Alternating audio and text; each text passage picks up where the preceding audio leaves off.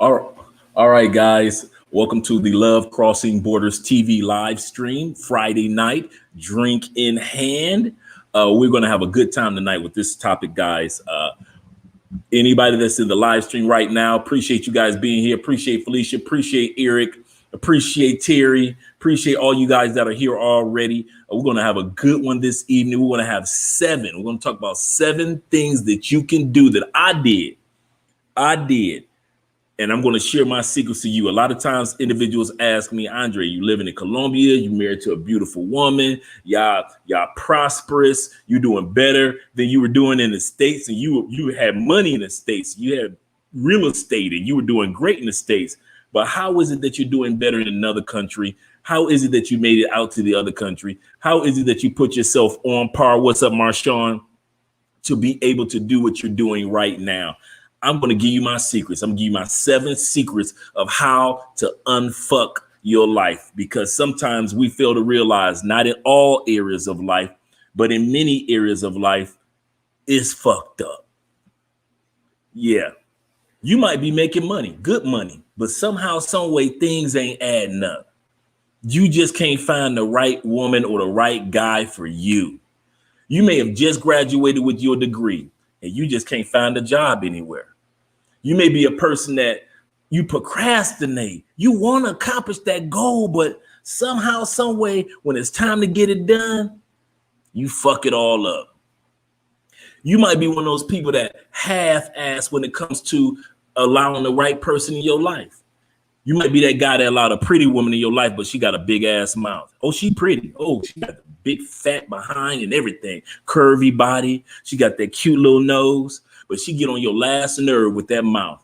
Ladies, you may have a guy, he just got good dick. He ain't good for nothing else. He ain't good for clipping coupons. He ain't good for driving through a drive-through. He ain't good for reading the last page of the encyclopedia, which is the blank page. He ain't good for nothing else but good dick. And you wonder why your life is fucked. We're going to talk about how to unfuck your life. Yes, we're going to talk about that tonight here on Love Crossing Borders. Your girl Andrea in there, she knocked out sleep, but she probably be waking up, hearing my big mouth after a while. Let me know, guys, how the stream is going. Am I freezing? I'm looking right now, looking pretty good. Not too bad. I know it's going to freeze every once in a while, because forgive us, because the Wi-Fi in our building, this used to be a commercial building. That's why it's not that many apartments in here, which is great.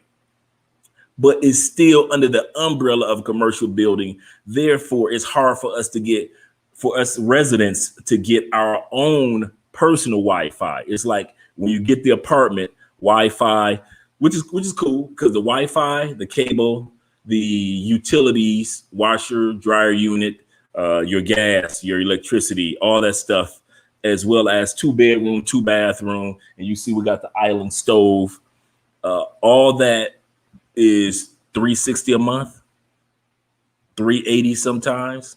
Oh yeah, we're paying $380 because we just got a parking garage, because we've just been blessed to get our truck. So we got the parking garage, so we're paying like $380 a month. I just talked to my boy Terry downstairs. He's from Texas. He's a retired nurse, and he realized, listen, Andre, I'm 77 years old, and one way that I unfuck my life is relocating out the United States, because he knew that his Social Security in the United States would not be able to pay for the medical that he needed. So he moved to Ecuador, and him and his wife lived in Ecuador for 5 years, and then Terry moved here to Colombia, where her family is. But yeah, there's a lot of older people that are like, listen, one of the ways of unfucking my life is leaving the United States. Not saying anything bad about the States. I love the United States. But what I'm saying is 1.1 million people living in Mexico that are U.S. citizens. It must be for a reason. So that's one of the ways that Terry decided to unfuck his life, by realizing that he can't afford to live in the United States as far as being an older person. So he took his Social Security, which he gets every month, into his bank account, and he lives here, and he's getting the best medical, even better than what he would have got back home. That's the crazy part. And he's got a maid and a nurse that comes in every day. Every day, a maid and a nurse on Social Security. Oh, man. He doing it big. But let me give some shout outs to you guys, and you guys are coming in. We got 12 people in the live stream. Make sure you click that like button. The like button is very important because it opens up the door for the YouTube algorithm to invite other people in. If you do not click the like button when you come in, it's as if you're holding the door and keeping other individuals from coming in. So make sure that you guys go ahead and do that. All right, yeah. Unfuck your life. A lot of people have fucked up lives. We don't want to admit it. We don't want to acknowledge it. You may be successful in one area. You may be very successful as a father or a mother, but your economics is shot to hell. You may be very successful in economics and making money. Like me, how I was. I'm gonna tell you one thing that I was going through. I could make money with the best of them. When I moved to Colombia, I was making 85,000 a year. But I could fuck some money up quick. You think I was making $9 an hour. I swear. Where was the money go? I'm not on drugs. Think about it. This is how you know your life is fucked. Or you walk in the area of being fucked. I wasn't on drugs, so money wasn't going to drugs. I wasn't a gambler, so the money wasn't going on a gambler. I wasn't tricking, so the money wasn't going on tricking. If I was being intimate with somebody, because I was single at that time period, way before, years before I met Andre and started traveling the world. So it wasn't going on traveling. So I was that dude that get paid on Friday, Tuesday morning. I'm looking like, where the hell most of the money go? It wasn't on my bills were already paid, taken care of. But some people just have to learn to unfuck their life in certain areas. That's what I had to learn to do. I had to learn to unfuck myself when it comes to how I invest my money, how I budget my money, how I saw and directed my money, because I was making it. So I wasn't fucked in that area, but I was a fuck up when it came to how I was regulating and dictating my money. I remember when, and you may not be messing up your money as far, and I know I'm going into a tangent, but I give you a perfect example of how I did some fucked up shit with my money. I had told someone 3 months prior to Facebook is going to go public. I'm telling them, I said, man, I'm gonna put some money down on Facebook. I'm gonna go ahead. They were going public at $35 a share. I remember that, right? Remember that. I kept talking about it. Now we're talking about this is the guy that was making money, right? I was already making money, so I wasn't broke. When it was time to invest in Facebook and get at least 100 shares, I didn't even have the money for the 100 shares. And then speaking of 100, Facebook within a couple of weeks, if not that week, cracked 100. From that one day of 35, Facebook just shot up and never looked back. Because economically, I was such a fuck up with how I handle economics. I didn't know, I wouldn't put myself in position to take my monies to the next level. And a lot of people don't want to admit that. A lot of people want to make it seem like they were always doing good. Everything is great. Shangri-La, they go to church on Sunday. Praise the Lord. Thank you, Jesus, which is cool. I'm with you on that. But we're going to stop right there because we're going to go a little further into that. We're going to continue going on with these shout outs, but we're going to go through the 7 things that I did to unfuck my life. And it may help you unfuck your life in certain areas because some people just got a whole life that's fucked up. I mean, the whole gambit. Everything they how they cook is fucked up. How they keep getting a job, but they keep losing a job is fucked up. They got 3 kids up, they got 5 kids. How the hell you end up with 5 kids, sir, when you thought you only had 3?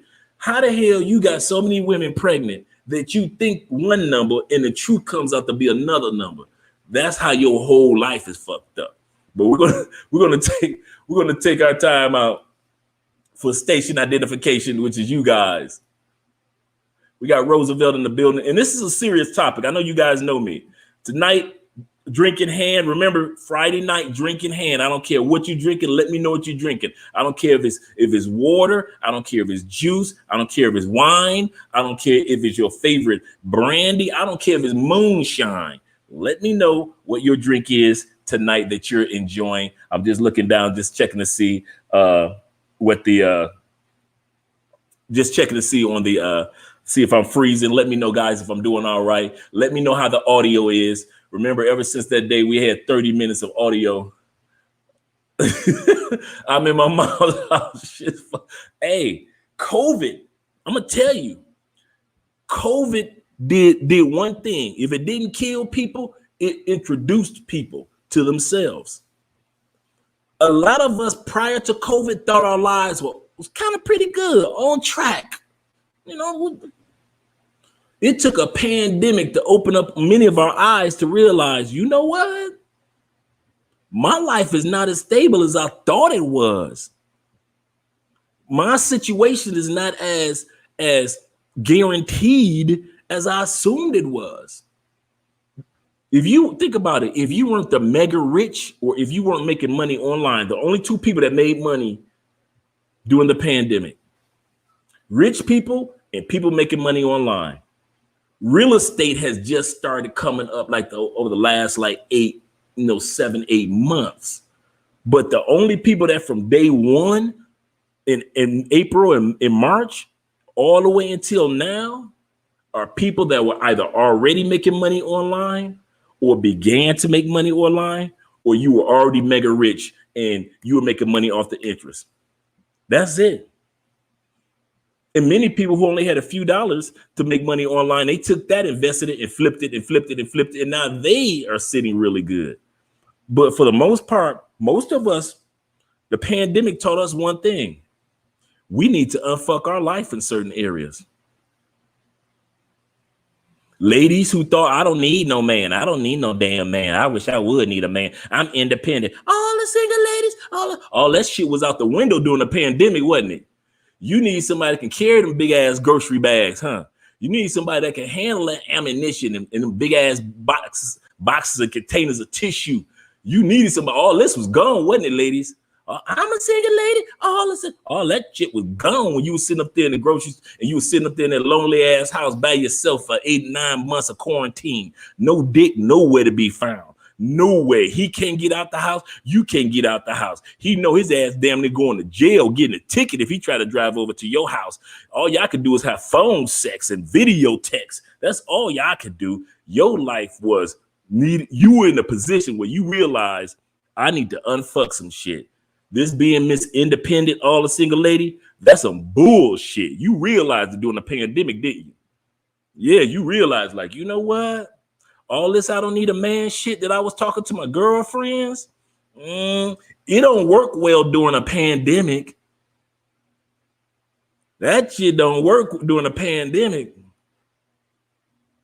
All right, homie in the building. Representing our topic tonight, as you guys know, accept Jesus. Amen. Amen, Sam. Accept Jesus. Love Jesus. All right. MJB in the building. Yep, Eric. COVID may realize, why the hell do I stay in the state? I swear, I love the United States. I love my home, Detroit, Cleveland. Shout out to the West Coast, Oakland. Shout out to San Francisco area. Shout out to the A. I love Myrtle Beach. Love it all. I really do. My time in Tampa and Orlando, some of the best years of my life. But I'm going to tell you something. I'm so glad I wasn't in the States when everything was going on, because you guys were getting news last. So much news we were getting, and you guys, it would be like a week later, the United States would be saying something. I'm like, we knew that a week ago. A lot of times the United States got news last. And so I was so glad when it came to quarantine, when it came to wearing masks, when it came to the pandemic itself, you guys were late. Everybody knew about the pandemic. Y'all sitting up there talking about Beyonce's latest albums, and we talking about, you do know it's a pandemic in the world. Where? It ain't here. It ain't in the United States. And then all of a sudden it hit the United, and we all looking at y'all like, it is in the United States? No, it's not. And come to find out that it was in the United States, just like any other country. Don't laugh, Marshawn. You know how Jay is in the building. You know what? I'm going easy on the ladies, Jay. I'm serious. But the pandemic didn't. The pandemic showed men and women that we all need each other. That I don't need no woman. No, man, fuck that. I don't need them ladies. Okay, you said all that shit to your ass was in your apartment by your damn self all the months, and Keisha couldn't come over to cook and clean and make sure that you were taken care of and walk your dog with you. Remember how you and Keisha used to walk your dog together, be all cute prior to the pandemic? And now Keisha over at her place and you at your place, and you can't get Keisha to come over for shit. Keisha like, I ain't gonna get a ticket for your ass. We all need each other. All that Miss Independent, that shit was out the window during the pandemic. Y'all in the grocery store ain't no groceries. And y'all looking like, what am I gonna do? I ain't got no man that can hunt for shit. I ain't got no man that can sit back and just say, well, let me let his ass go to that grocery store. I'm gonna go to this one, and then we gonna find some food somewhere. You just gotta do everything so motherfucking low, so low. You like the singer in the front of the choir, sing it all by yourself. Yeah, you realize that pandemic woke a lot of us up. A lot of us up to the fact that we need each other, and it woke a lot of us up to the fact that we need to unfuck our lives. They're talking about one of the reasons they did the pandemic is to do what's called a reset. Look up reset. What's up, Terrell? Look up reset when you guys get a chance. The reset that they're saying is resetting the world. Remember, Bill Gates said that we need at least 6 billion people to die off the planet to make the planet balance. No, not 6 billion, but I think he said, what was it, 6 million? 6 million to die off the planet to make the planet more balanced. Why is it just about that number getting ready to come up real soon? Coincidence? I don't think not. Also realize that when it came to this pandemic, it just opened up so many eyes. It opened up so many opportunities for a lot of us. And a lot of us didn't walk through the door of opportunity when we could have and when we should have. This pandemic showed a lot of us how fucked up our life is. Can I be real, or do I need to be nice? Male and female. This pandemic showed me how much I appreciate that person in that other room. Oh, all that, Andre, I'm running thing. I'm so low. I'm running. No, all that shit was out the door. I could only take care of so much of my life to where this woman was able to come alongside and help me take care of other areas. And I was able to do the same thing for her. Damn, if I was by myself in this, I think a lot about if I was by myself in the States, because, you know, I live in Florida by myself. I ain't got no boo. So I know what it's like to, you know, have had to have, you know, I don't know what it was like during the pandemic to have had to ride through a whole pandemic by myself. But this pandemic did teach us that we need to unfuck some stuff in our lives. I need to get with you on the stock market. Okay, cool. We're going to definitely get together as far, Terrell, and make sure that you email me, man, because I got some emails that I'm responding to that's on the other channel. Right after this, right after we get done with the live stream. I don't care how late we do this. We're going to take our time, but we're going to walk through this. Make sure you guys click that like button, guys. I appreciate that. And it really does help the channel. We are only, what are we? 400 hours away from, we're only 400 hours away from this particular channel being monetized.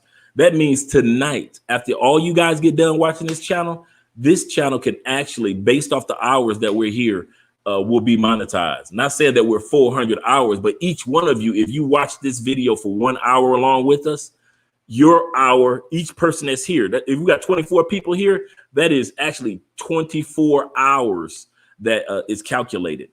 And so all the people that watch after, so I'm excited about this particular live stream because, like I said, guys, at one point in time, you guys know my story. You know, guy that was from the east side of Detroit, out there thugging the streets, got incarcerated in the state penitentiaries, federal penitentiaries. I got more numbers behind my name than a parking garage. So when I say that life will give you opportunities to unfuck yourself, take it from an example. I know what it's like to sit back and say, you know what?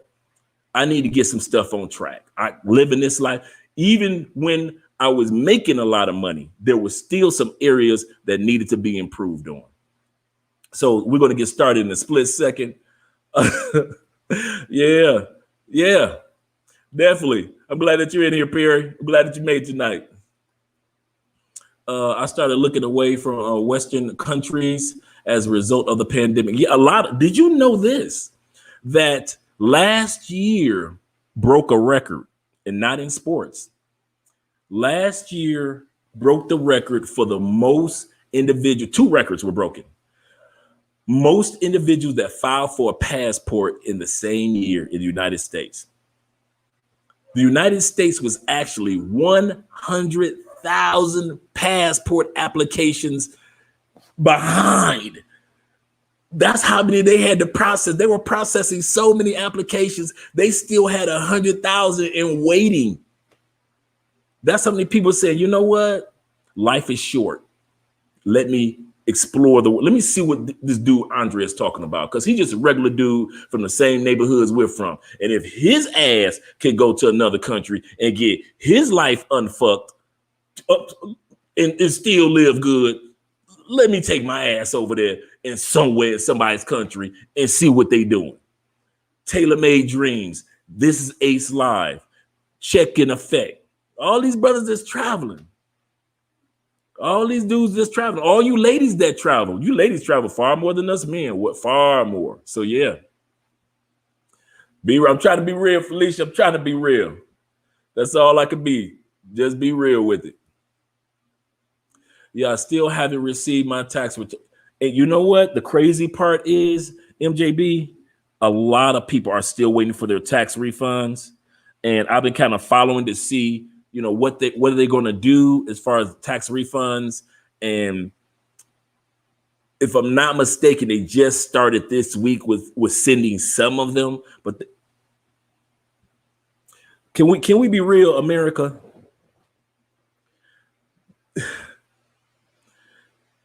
Have you ever had that job where you started off doing one job and then they asked you to do another job? Could you do me a favor? Could you do this over here? Won't have anybody do. And you go ahead and do it. You're like, okay, cool. But you're still doing your main job, right? All right, Terry got the beer. You still doing your main job. So you're helping them over here with this other job. But then they come to you about a month later and say, well, you know what? You're so good with those 2 jobs. Could you help us over here? And you like, are y'all gonna give me a raise? But they don't. But you don't want to get fired. So you say, yeah. And so now you're working that job, this job, right? That's the IRS. Realize prior to the pandemic, they cut the budget for the IRS. Oh, IRS don't need no money. They good. They good. All they do is tax returns. They good. They don't need no more money. So during the Trump administration, before the pandemic, they had cut the budget for the IRS. They like, oh yeah, y'all can lose about a good 14, 15% of your money. You don't need that many employees. Then enter the pandemic. And then enter all the stuff they keep asking the IRS. Think about it. They keep asking the IRS to do more and more. First of all, they were like, okay, do last year tax returns. Okay, cool. Oh, but you got to give out stimulus checks. What's a stimulus check? The IRS don't even know what a damn stimulus check is, but they had to pass out stimulus checks. Took many people 8 months to get their stimulus check. And there's people still waiting for their first one. Then they're like, okay, cool. All right, we got this. We can still do tax returns for 2020, get them passed out. It's people still waiting for their 2020 tax return that they were supposed to get last year. Still waiting for that. But then the IRS had to do this year's taxes for 2020, for the year of 2020. And then pass out 2 stimulus checks, the one that Trump did, and then Biden's stimulus check. Oh, but that's not it. They got to not only do the taxes for 2020 last year, now they got to do the tax refunds, but that's not enough. Now they got to pass out, starting in July, on July 15th, the child tax credit. But guess what they got to do this month? They got to start passing out those extra $1,000 to $1,200 checks that people got because they were on unemployment last year. This month, those individuals get a tax break of up to $10,200, that adds up in regards to how much you get as far as tax return, about $1,000 to $1,200 into your bank account just because you was on unemployment last year. So now they gotta pass them damn checks out. And then here we go talk about where's my stimulus from this year? IRS looking like, listen, I only got two hands. So it's sad. It's really sad, but that's the problem with the challenge with the IRS right now. They're trying to do too much. Like Felicia just said, here's to Felicia. That's called patience right there. I finally got my second. She didn't say third, second stimulus. So yeah, that's the scenario with the IRS. It's just that they're asking them to do more things, and now they're asking them to pass out starting in July the child tax credit money on a monthly basis. We talking about the same IRS that can give out one check. How the hell they gonna give out checks month to month? I want to watch this unfold. I got my popcorn ready to watch this this car crash. I know the IRS. We know we've been messing with the IRS now in this capacity for going on a year and a half. We know the IRS don't know what the hell they doing, and you're going to tell them to sit back and say, "Oh yeah, by the way, we want you to make sure that you give out tax credits at the same time, give out the extra money from unemployment at the same time, give out stimulus checks at the same time, give out the tax refunds." IRS looking like, man, if you don't kiss my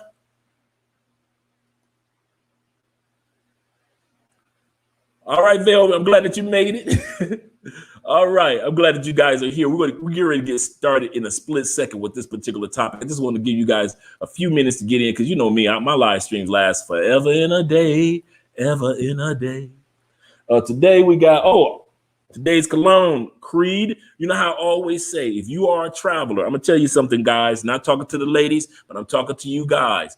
From what I'm hearing from the ladies in other countries, whether you're going to Trinidad, Brazil, if you're going to Singapore, if you're going to Thailand or London, if you're coming here to Colombia, or if you're going to Brazil, one of the number one complaints that women are talking about you men is that you stink. That there's a rumor is going around that European men, Canadian men, and American men, they stink. They don't know how to wash their ass. I don't know what y'all doing when y'all go on vacations, but the word is out around the world that y'all some stinky motherfuckers. So I always try to recommend a cologne for your nasty tail to take with you, because women in other countries, just like back home, really love a good smelling man. I like what one guy said. He said, if you ever want to become attractive, he said it takes 6 months in the gym. It takes at least a year and a half to get your money up. He said, sometimes you ain't got the money to get a nice wardrobe. He said, but if you want to become immediately attractive to a woman, and not to all women, but to at least a woman, put on some cologne. And I never forgot about that. He was absolutely correct. He said it's the fastest, easiest, least expensive way for you to start at least catch a woman's attention other than muscles or money. Put on some cologne. Today we got Creed Santel, original Santel, Santel. And this is one of their now everybody knows Creed for Adventist. Everybody knows that this bottle is like $250. So you're gonna keep it like the rest of your life, or usually you'll get it as a gift. But Creed, the scent, the smell of Creed colognes, I promise you, you're gonna get stopped. Women will stop you based off the fact that they will smell you through a mask. You caught that? If you in Cancun right now, you should have had your Creed cologne with you. But this is one of the original ones, one of the great ones. So we got the Creed cologne, which is that's the one that's the product for today, that original Santel Creed. All right. Let's get started. How can a person unfuck their life? I'm gonna break it down for you guys. Creed Adventist, I love Creed Adventist. That's like what Creed Adventist is like one king colognes, on a Mount Rushmore of colognes of all time. Oh, you can't go wrong with Creed Cologne, especially with that Aventus. Don't forget to smash the like button. Thank you very much, Marshawn. Felicia usually says that as well. US got real bad. Yeah, it did. Places hiring left and right, but nobody's biting on the low pay. Yes, that's one of the things that Biden is not talking about. He's trying to get everybody vaccinated. He's trying to get everybody back to work. But what they're not talking about, they ain't paying nobody shit.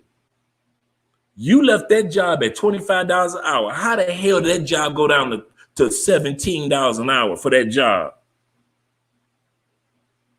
You bust your ass at that. This is the crazy part. You bust your ass at that company for 7 years before this pandemic. They told you to take your butt home. You like, okay, cool. You thinking because you were faithful to them, okay, cool. They're going to call me back. I'll make my $25 an hour. I was that type of employee, and you going to get your money. No, they trying to bring people back on bullshit wages. Like, wait a minute. How do you expect Americans to survive off of bullshit wages? At the same time, you want us to have enough money to go to Disney and bring that economy back. You want us to bring hospitality back. You want us to bring the cruises back. You want us to bring airlines back. You want us to bring restaurants and shit back. But you got the audacity to not pay us the money. If we ain't got no money, we ain't going to no damn restaurant. We cooking at home. But Biden ain't talking about that. That's the part that he doesn't realize. Rick says, what creed is that? This one is Original Santel. That's what this cologne is. Excellent cologne. Excellent. It's one of the unsung, unspoken colognes in Creed. Like I said, guys, there's a rumor, and I've heard it from several women in different countries that we've interviewed. There is a rumor that men from the US, men from Canada, and men from Europe, when y'all go on vacation, y'all ain't washing y'all asses. Y'all might be clean at home, but y'all sitting up there farting and stinking and ain't putting no cologne. You might throw some deodorant on, but there ain't nothing about you in a crowd that's catching her attention. But when you was at home and you were going to work, in the morning on Monday, you all like this. You like, yeah, I see Kathy been looking at me. Keisha been looking at me. Yeah, you putting your cologne, you spray. Yeah, oh yeah, I'm looking good. I'm gonna smash all my coworkers. Then you go on vacation and you funky. Start bringing your colognes with you. At least one of your that goes with your scent. Women know. Women bring their perfume because they know, women like to smell good. So this is not a rumor about women. It's about you men. I keep hearing this about men that travel. Y'all nasty. Y'all nasty. So start making sure that when you pack your condoms, you pack your cologne. Repeat after me. Pack your condoms, pack your cologne, pack your clothes. Those are 3 C's that need to go into your arsenal. Your clothes, your condoms, your cologne. Don't be having no babies in the other side of the world, and you talking about it ain't mine. You know that baby looking just like you. His eyes were like mine, but the kid is not my son. You know better. Hey, Patty. Sending blessings to you and your beautiful family. Thank you very much. Blessings to you and yours as well. Guys, make sure you click that like button. I'm glad that you made it here, Patty. Click that like button. You're still freezing, Andre. Okay. I know that I'll be periodically freezing, but that's the Wi-Fi in this area. I wish I could get a different Wi-Fi, a different system set up. But I know right now I'm not seeing myself freezing as bad, but I do know that it's going to periodically freeze. But I hope my audio is good. Let me know how the audio is tonight, guys. Andre Fax, I worked for years with my job, commission base, came back from COVID, and they announced in 2021, no commission. See, that's that. And you be feeling like you want to tell your boss this. See, that's that old bullshit. See, that's that book. See, y'all got me here for all these years telling me I'm going to get the promotion. Y'all gave me all these raises, pats on the backs. I got all these awards, and the award for the most sales for for this quarter goes to, I got all these damn awards sitting on my damn desk for being the number one to make it to work on time and all that shit. And you got the audacity to sit up here in my face and tell me, we're gonna take away the commission. What? All right. See that right there, that's motivation. I don't even get mad at that. I look at it like color purple. God is trying to tell me something. I really do. I look at it like, you know what? Okay, I got you. I bet y'all don't see my face next year. Bet that. Yeah, there you go. Intuition. There we go. See, women be on it. Men, women be getting off the plane smelling good. Be on the plane smelling good. You be in your seat looking like this. Who the hell is that smelling so good? Not us men. We be on the plane, be smelling like we should be getting off the plane. So yeah. Thank you very much, homie. I was hoping somebody would let me know that the audio. I'm glad we got the new mics. We're actually getting some new, like, really nice mics coming through in the next couple of weeks too, guys. All right. Oh, Patty, you bless my heart. You bless my heart. I've come a mighty long way, leaning on the Lord. How can I get through to TSA with cologne like that? You can. All you gotta do is just pack it in. See, you guys pack it in your carry-on bag. TSA really does. I got the large ones and the small ones. So Creed actually sells smaller ones that you can put in your bag. I'll bring some of those in the next video. Also, guys, those of you who have not emailed me yet at our email for Mostly Money, which is Andre and Andrea info@gmail. Tomorrow morning, I'm going to make the announcement for who's going to win this week's $50. So if you haven't emailed me, email me so you can be in that drawing, because I didn't do that. You know, I usually do it on Friday, but I did the video and I forgot something. And so I'm going to do it for Saturday's video, for tomorrow morning video. Yeah, Eric, yeah. Put in your check. And that's what I do. I put it in my check bag. So a lot of guys don't travel the check bag, but if you do travel the check bag, I just put it in my check bag and bada bing, bada boom. Fresh up right before the plane. Do something, do something. We gotta stop the rumor of men, men that travel come with a certain scent. Yeah, I kid you not. It is not uncommon. I've heard it from several women I've interviewed, and talking to Andrea and talking to other women, and they ain't just talk about backpackers. They ain't not just talk about the ones that be in the hostels. So I always bring what's that, Decents on vacation. Oh yeah. Oh yeah, that's a nice one. That's a nice Creed cologne.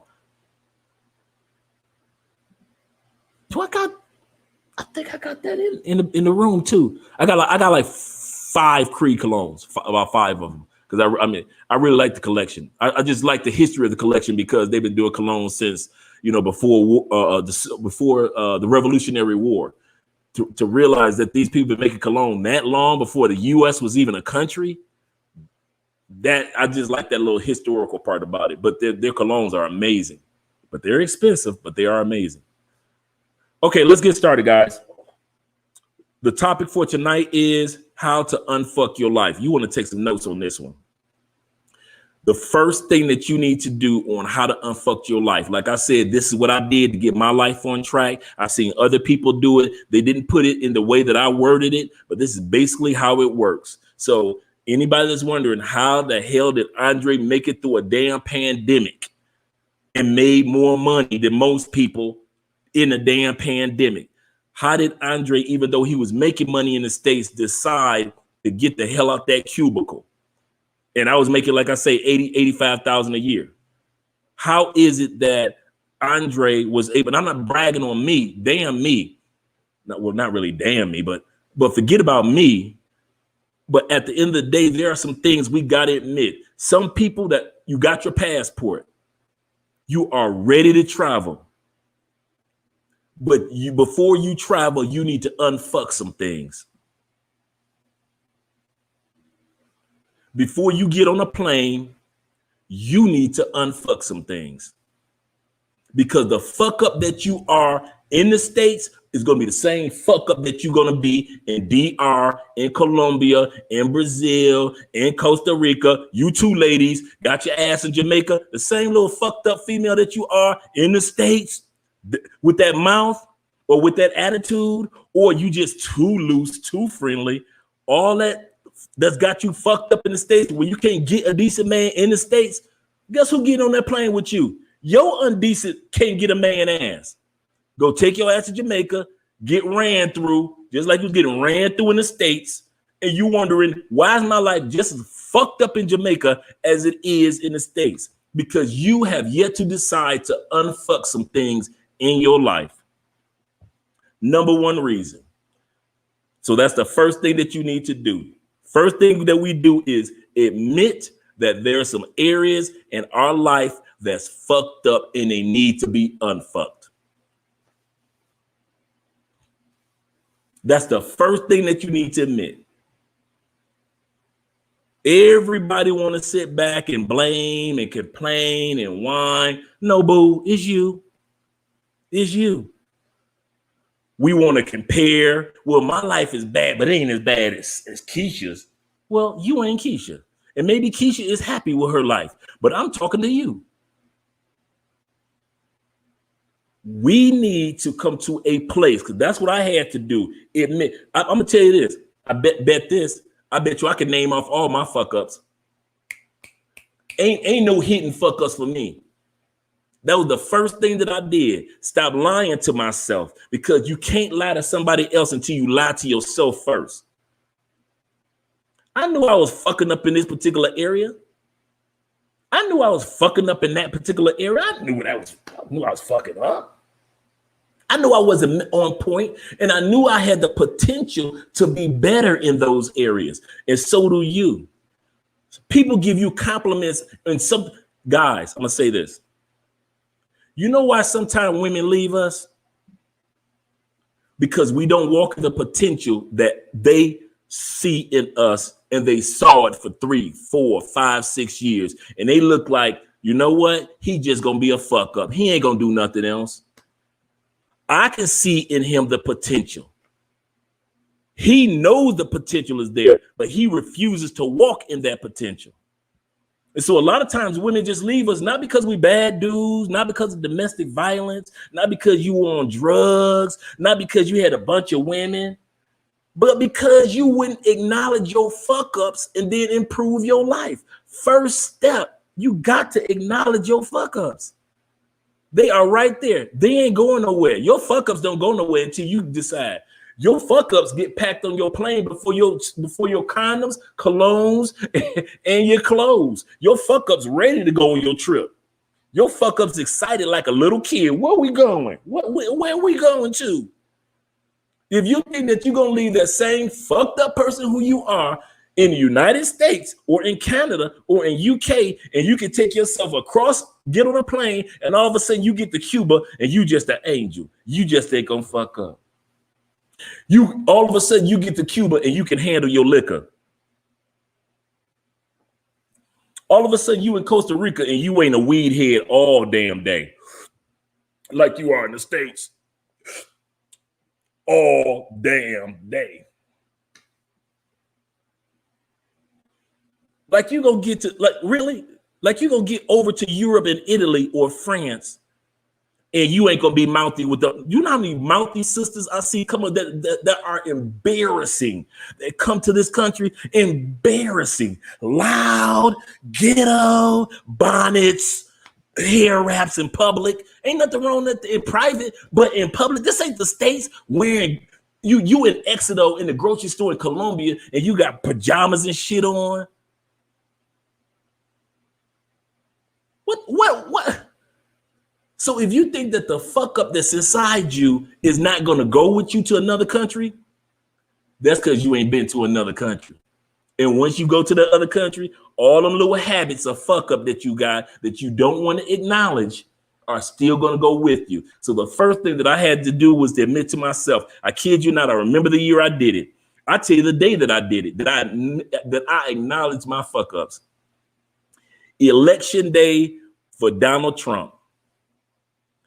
When Trump won, I literally cut my television off because I realized United States, we crazy. And so I sat back and I said, now, Andre, and at that time period, I had been doing fundraisers. I was part of Black Lives Matter when it was like 3 of us.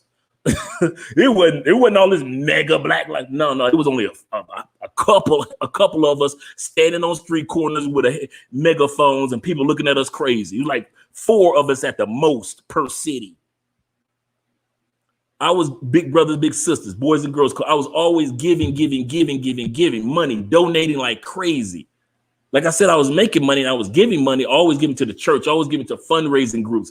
I'm always at somebody's dinner because I'm going to fundraising events, black tie events. I cut that television off and I said, Andre, it's time to focus on you. And the first thing I did, I didn't focus on what I was good at. I focused on my fuck ups. What area in your life, Andre, you keep fucking up? What can you do better? And mind you, I hadn't even had I hadn't even put in my mind about a passport yet. Oh, I was going to all American spots, Bahamas, all the American Virgin Islands. I'm traveling across the country. I'm going to the Grand Canyon, Vegas. I'm going to, like I say, the Bay Area because I'm a hyphy dude. I love that hyphy music, all that. So I was traveling. But I had to sit my ass down and first of all, admit my fuck ups. And a lot of times we don't want to do that. We just let stuff keep just getting added on top. And the one thing that I learned about your fuck ups and your fears, actually, your fuck ups and your fears, you ain't got no time. Some of you ladies, y'all don't like Kevin Samuels. I don't give a damn. But he right about the time part. You might not like none of what he got to say. But one thing that brother's saying is true. You ain't got time to keep fucking up, ladies, if you want to be a wife and a mother. You can't fuck up till 42 and say, now I want to be somebody's mama. You can't keep fucking up moving from city to city to job because I'm moving for my career and I'm making this money and I'm a PhD. Cool. Great, ladies. Great. But you want to be married one day? You need to find a city and sit your ass down somewhere so some man can find you and you be a blessing to him and he be a blessing to you. All that little relocating everywhere and I'm living that single lady life. Go ahead and do that shit. Hot girl summer. Go on, take your hot ass out there. And all of a sudden you'll look up because time don't give a damn about none of us. You're going to walk your ass up and all of a sudden, ladies, you 35, 36. 1 kid, and you really want to have 3. And your body told you during the first child, this was a hard pregnancy. So definitely, you have the first thing that you want to do is admit what areas of life you need to improve. And secondly, also while you're admitting your fuck ups, admit your fears. What is it that's got you concerned? The word fear, I mean concerned. What got you concerned? The fact that you need more money, that's got you concerned. The fact that, you want to have money for your kids when they get ready to go to college, that's got you concerned. That, the fact that you're like, you know what, the kids are grown and I really want somebody on my side, that's got you concerned. Men, you keep fucking up so many relationships. That's got you concerned. Am I ever going to do it right? Am I going to die single? Are they going to find my ass in front of a television and my body going to be found 4 days later because I died a bachelor? Am I gonna be some single dude that at the age of 67, I'm in the grocery store, I'm gonna just fall over to some grocery cart dead? Ain't got nobody that gave a damn about me on the planet because I was such a playboy for so long?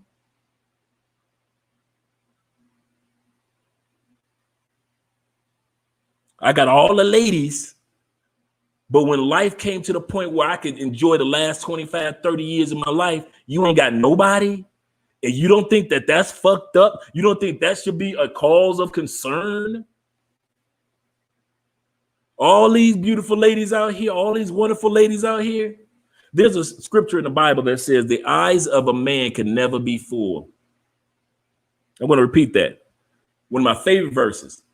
The eyes of a man, not of women, of a man. He was specific when he said that. Is never full. You ain't gonna never see enough pussy, fellas. I hate to say it. You ain't gonna never fuck enough. If you think you're gonna fuck to the point where you like, oh, finally. No. Especially us with passports, we know. When you got tired of American women, you sat back, you went to another country, you're like, dang. So you'll never be able to chase enough of that high of smashing enough. It'll never be fulfilled. I could run around here and cheat on Andrea all day. I'm in Colombia, dude. Think about it. Colombians, Venezuelans, Brazilians, Peruvian. Some of the most beautiful women in the world, black and white and Asians here.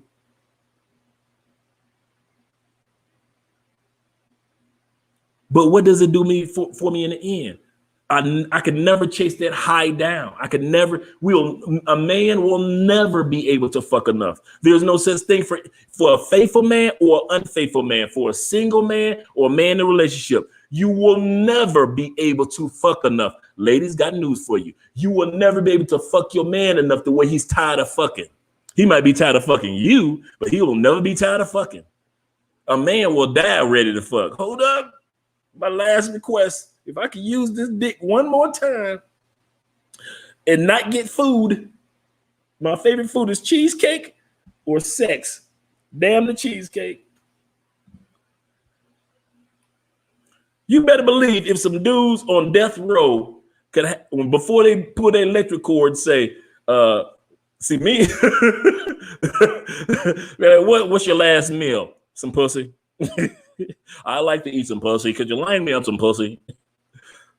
That's how men are, ladies. No offense. I'm not trying to be graphic, but my point is that there are areas of life that we should be concerned about. So what are your concerns? What are your real concerns? Not about what Biden is doing or what Trump has done or what Obama is doing. What are your real personal concerns? Because our fears are connected to our concerns. And what are your fuck ups? What areas of life that you know that you need to improve that? I was watching a live stream the other day. A young lady was saying, she said, I was raised with my brothers. And so I was used to playing the dozens. You know, they say something about me, I say something about them. She said, so when I became an adult, my mouth was so sharp at my man. She said, I knew how to, subconsciously just look at a person and just eat him alive. She said it didn't help me, and my marriage fell apart because of that. So she had to clean up that area. She said, you know what?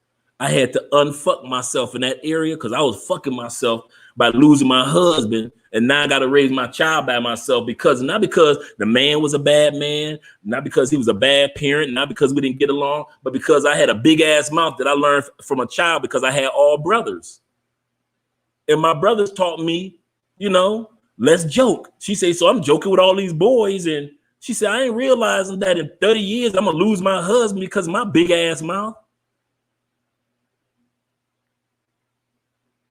So the first thing you want to do is, what are your fears or your concerns, your personal concerns, your long-term concerns, your current concerns? Right now, a lot of people know the eviction moratorium is coming up to an end on June 30th. That is a current concern. What are some of your long-term concerns? Your health. Like I just got my physical exam here, it took a week for them to do because here they thorough. They thorough. They like, we want to do your blood pressure for 4 days straight. Like what? They are thorough down here. They want to make sure they checking your blood 2-3 times.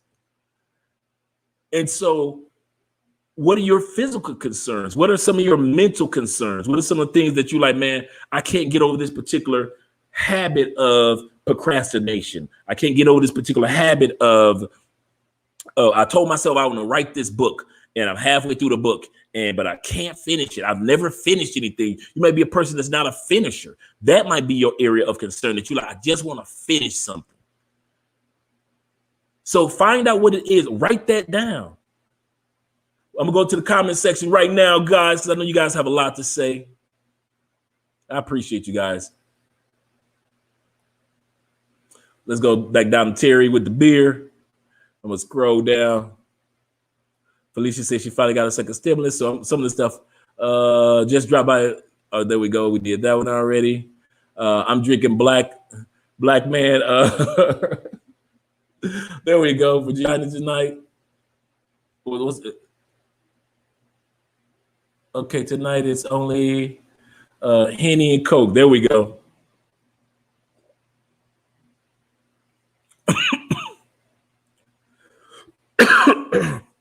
Boy, that sip went to the wrong location. Thumbs up. All right, guys. Make sure you click that like button, guys. Okay, US got real bad. We talked about that. We talked about Marshawn. Make sure don't forget to click the like button. Creed Aventis, we talked about that. Sorry, guys, that I'm going back so far. Sending blessings. Yes, appreciate you, Patty. We talked about that. Terry, how can I get that kind of cologne? You can find Creed everywhere. And you can find it online. I usually find mine online because online, the reason why I go with online, I'm an online person, because the cost will be lower. You can find deals because the cost of lower because they don't have as much overhead. Why? A brick and mortar store, you walk in here, this cologne is $400. Why? They got to pay for the lights. They got to pay for the building. They got to pay for the mall rent, or if they're in the mall, they got to pay for all that stuff just to put in the price in this cologne. But online, they ain't got to pay for all that. All they do is just say, hey, let's ship it to them. So now the price is like $200, $150, depending on the deal that you find.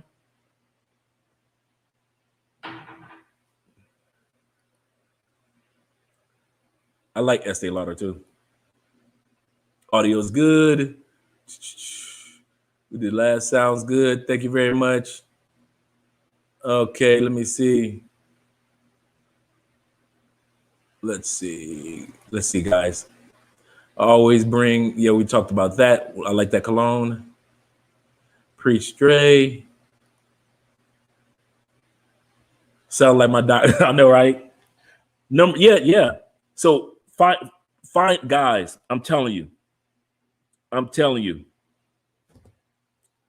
It might not be another pandemic, but it might be something else in your life personally that's going to be equivalent to a pandemic that's going to shut your life down for 2 or 3 years.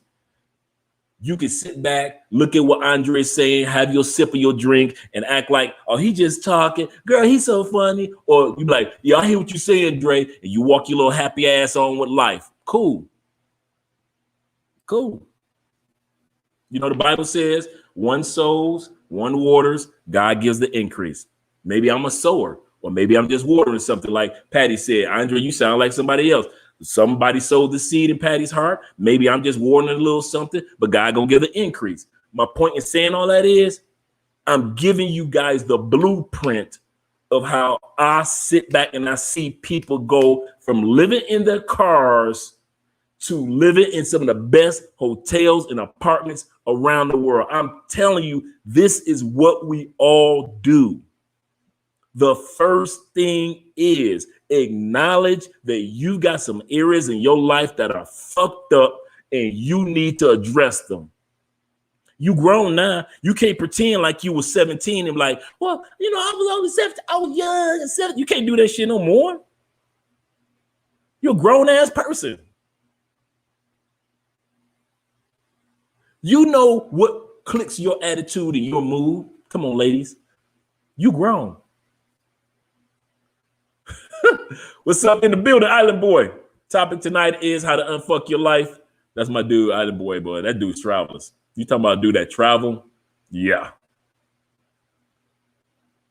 And what are your concerns? We just talking about number one. What are your concerns and what are your areas of fuck up? You gotta acknowledge them. I don't care if you sleep on your pillow tonight and you think about it. I don't care if you wake up in the morning and you think about what your areas are fucked up. And I'm gonna tell you what's another area of fucked up. We're gonna go to number two. And number two is eliminate distractions. People, places, and things. You got some people in your life that are such a distraction. You know what? You know the number one reason why long before I met Andrea, I stopped sleeping around.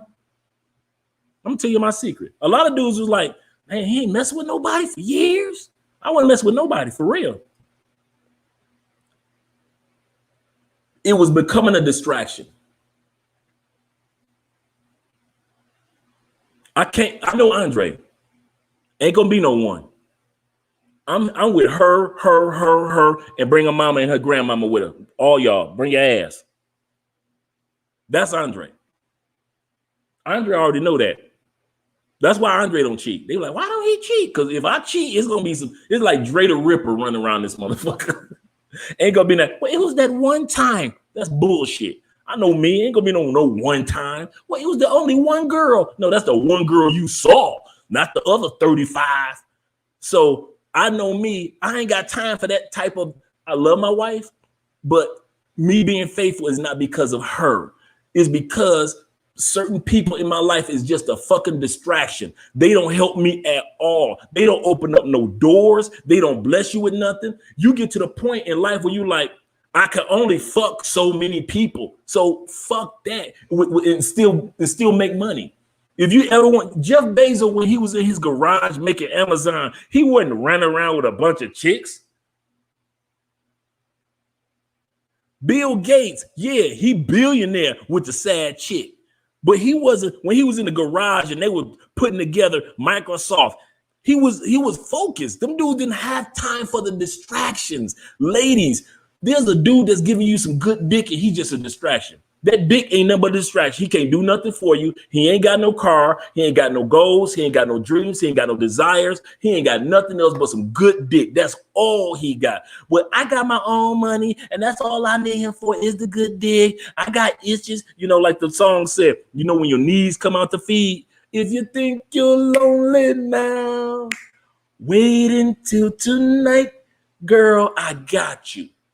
You human, you got needs that come out to feed. I got you. But there's a difference between you just having your intimacy with that person and have a good time and kicking his ass on out before the kids wake up and allowing that person in your life to where they are a distraction. They're not helping you. The next thing that I did, other than acknowledge my fuck ups and my concerns, I got rid of distractions. My homeboys that didn't benefit me. You got fellas. We got partners that's been our partner from our days of thugging. I got some partners I used to break in houses with. Do you think I still need partners that are breaking houses with me now? Do I still need some breaking houses partner? Hell no. I had to let them distractions go. I had some partners that I used to drink all day and all night with. We partying. Do I really need some dudes in my life that drink all day and all damn night? No, they're distractions. Those ladies, freak, nasty, fun, cool, crazy, but couldn't help me change a motherfucking tire. Couldn't give me the instructions on how to lift nothing. Couldn't lift myself out of no. You ever notice, guys? You ever had a situation where this is how you know your life is fucked? When you got a situation when you got 50 women in your phone and you got a problem, and can't none of them ladies do a damn thing for you. You fucking up. That was me. And I know I didn't invent this. Ladies, you got 5 dudes in your phone, but you calling me to help you move your furniture. And I ain't never fucked you. I'm just your boy. 5 dudes in your phone that you fuck with on the regular throughout the years. But when you needed somebody to just move some damn furniture, ain't none of them dudes there for you. They just distractions. They just a waste of time, boo. You just wasted your time. But he got good dick. He didn't invent good dick. Stop that. He made me cry during an orgasm. You think that's the last time that you're going to cry during an orgasm? Are you crazy? He ain't the only one. He wasn't the first one to give you an orgasm. He ain't going to be the last one to give you an orgasm. Let's be real. So at the end of the day, fellas, she got the best sex, dog, and she got a fat ass. Do you think she invented? Dude, they are inventing fatter asses even as we speak. Man, please. I live in Colombia where they build bad bitches. So all that you talking about, I had to learn and acknowledge certain people, places, and things were a distraction. For example, I had a Ford F-150, Harley Davidson edition. You talking about compliment getter? You talking about open up the back area, the back doors. It's like a whole living room. It's so big back there. The activities that took place, shame on me. But that car note, and this was during a time period when gas was like $4.10 a gallon, and you own a truck. Man, I'm throwing every week and a half, I'm throwing $120, $135, $150 into the gas tank.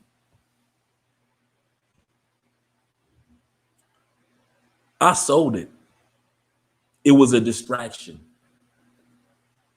I bought myself a nice $4,000 convertible. Beautiful car, mint condition. Got more compliments than the truck. Beautiful car. Beautiful. I mean, some dude, it was his wife's car. She put it in garage, mint condition. It was a 06 convertible Saab turbo. A lot of dudes like Saab, look up a Saab turbo convertible. 06, mint condition. She took care of that baby like it was a child. Brand new everything. In other words, I got rid of my distraction. The cost that I was paying for the gasoline, the cost that I was paying for the insurance. At this time period, I realized that I wanted to travel the world. I had just got my passport. What the hell are you paying all that money for a Ford F-150 if you plan on traveling the world, dude? Some of you guys and ladies got some expensive shit that you know is nothing but a distraction.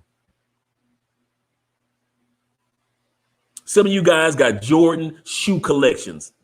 When the last time you saw somebody over 55 with a damn Jordan shoe collection? We don't give a damn about that stuff. We wear fashion sneaks now. When you become a real man, you wearing fashion sneaks. You know, the white ones, the blue ones, the red ones, the ones that either go with some jeans or some nice slacks. You looking all good and fashion forward. You done just spent, but you got $5,000 worth of Michael Jordan investments. Shout out to Mike for finding him a bunch of fools to buy $5,000 worth of shoes. Stacked up there. You got distracted. You know what? You could have flipped that money in the market. Any other way. You could have started an online business with $5,000. Anything. Sometimes things are a distraction. Watch collections. If you buying too many expensive ass colognes and too many expensive perfumes, but you broke. We know it. Let's be real. Come on. How many times have we seen growing up, you saw that person with a Jag or Mercedes or BMW in the projects, and you weren't like, something ain't right. Why the hell is this person living in the projects, but yet they got one of the most expensive, they got an $80, $90, $110,000 car? They've been distracted. You got to get rid of your distractions. So, ladies, some of your friends, the only reason you got a big ass mouth, because they got a big ass mouth. Oh, I said it. The only reason you still mouthy, because you comfortable around your little mouthy friends. Yeah, girl, he ain't shit. Fuck him. Or when you meet somebody, when you finally do meet somebody at a club, you feeling good. You got dressed up for the weekend. Friday night, just got paid, party jumping. You feeling great, right? You like, I'm going out, I got my girlfriends, and we gonna do it up. And you see a guy, he walk up like me, and he walk over his 6'3" ass with a beautiful smile, and you're interested. Here come your little girlfriends. Oh, we together, we came together, we leaving together. He wasn't talking to them, and you actually were interested. But since you brought your distractions with you, who shouldn't even be in your life, those type of women who are distractions and don't see a blessing in front of you, even if that blessing was like Luther said, if only for one night. Even if he was going to be your blessing for one night, these heifers done messed it up for you. Sometimes you got to get rid of those people. Sometimes they family members. Guys who travel. Stop me when I'm lying. How many times have you heard from family members or friends when you got your passport, and ladies too, when you got your passport and you start going to certain places, you gonna get kidnapped, you gonna get robbed, you gonna come up missing, somebody gonna kill you. Why you keep going outside the country? What's outside the country? Ain't got shit to do with them. They ain't got the mindset to understand what God is taking your life. But now they want to sit up there and criticize. What happened on your last trip? What? And you looking at them like, you're the same person that was telling me that I'm going to get kidnapped and I'm about to get robbed. I'm about to get this and that. Why should I tell you my story of what happened on my trip in Jamaica? You met you a Tay Diggs, Stella. Yeah, you got to get rid of your distractions. We all got them. So anybody that's on this live stream that's sitting back pretending like you ain't got no distractions, you lying. And I tell you to your face, you lying. We all get them. We all have to overcome things that come into our life as distractions, meaning things that come into our life that don't benefit us, but still remain in our life until we put them out of our life on purpose. These are distractions. Things that enter into our life that should have only had a season. Ladies, let me give you my secret for you ladies. You ready? Remember we was a kid, we had that little toy that had the pegs, had the star, it had the little square, the circle, and the triangle. And you watch the little kids and they sit up there trying to put the circle and the square and the little star into the triangle. You look like that. They look so cute. Remember that? Y'all still do that shit, ladies. Men too. We played with that toy and we ain't never stopped playing with it. That's the #1 sold toy of all time. We still trying to sit up there and put a circle in a square area. The person that's supposed to be a star, we treat him like he's a square. We put a person that's supposed to sit up there and just be your boy toy for the night. You sat up there and made him a boyfriend. Who the hell told you to make good dick your boyfriend? Where did that come from? Men, don't giggle on the ladies, because us men do the same shit. We'll sit up there and get some good pussy and be like, oh, you my girlfriend now. Not because we don't, if she's a good woman or not. Not if we know if she's a supporter. Not if she's a blessing. Because we don't want Timothy to get his dick sucked like you got your dick sucked that night. I ain't even finished my glass, so don't think it's the wine. I'm just telling y'all the truth. Men only want women for 2 reasons. You ready, ladies? I'm gonna bust your head open. All men on the planet throughout the history of mankind only want women for 2 reasons. That's it. And any man that tells you otherwise, he's lying. You ready? 2 reasons. It's sex. Nope. Stop guessing. First reason, a man wants you because he wants you in his life, whether it be as a friend, whether it be as a lover, whether it be as an associate, whether it be as a wife, whether it be as a mate, whether it be as the mother of his child. He wants you in his life. He wants you in his life, whether it be for a day, whether it be for a conversation, whether it be for 30 years or 3 years. He wants you in his life. That's the first reason why, man. I don't care if he's paying for it. I don't care if he's sitting back and you just meet at the grocery store. That's the reason Why a man wants you in his life? Because he wants you in his life. First reason. Second reason, about to bust your head. Second reason why men allow women in their lives, a lot of times, which is a lot of times, because we don't want the next motherfucker to get you. Yeah. We petty like that. We will sit up there and stay in a relationship with somebody we can't stand. The relationship was over year 3. We hung our happy ass around to year 7 because I'll be damned if Keith get that pussy that I wish you would do that nasty shit that you were doing with me for 3 years with Keith. I'll be right here. I ain't going nowhere. A lot of times, ladies, you thinking that your man love you. No, that phase of number 1, he wants you in your life, in his life. That's gone, boo. That's gone. That ended year 3. The last 4 years, he just with you because he don't want the next one to be with you. Oh, he might be cheating on you. He might be just ignoring you, or he might just be focusing on work. But at the end of the day, the only reason a man is with you is because he just don't want your happy ass to be blessed. I wish you would sit up there and be sipping on wine with Andre. I wish the hell you. I'm staying right motherfucking here.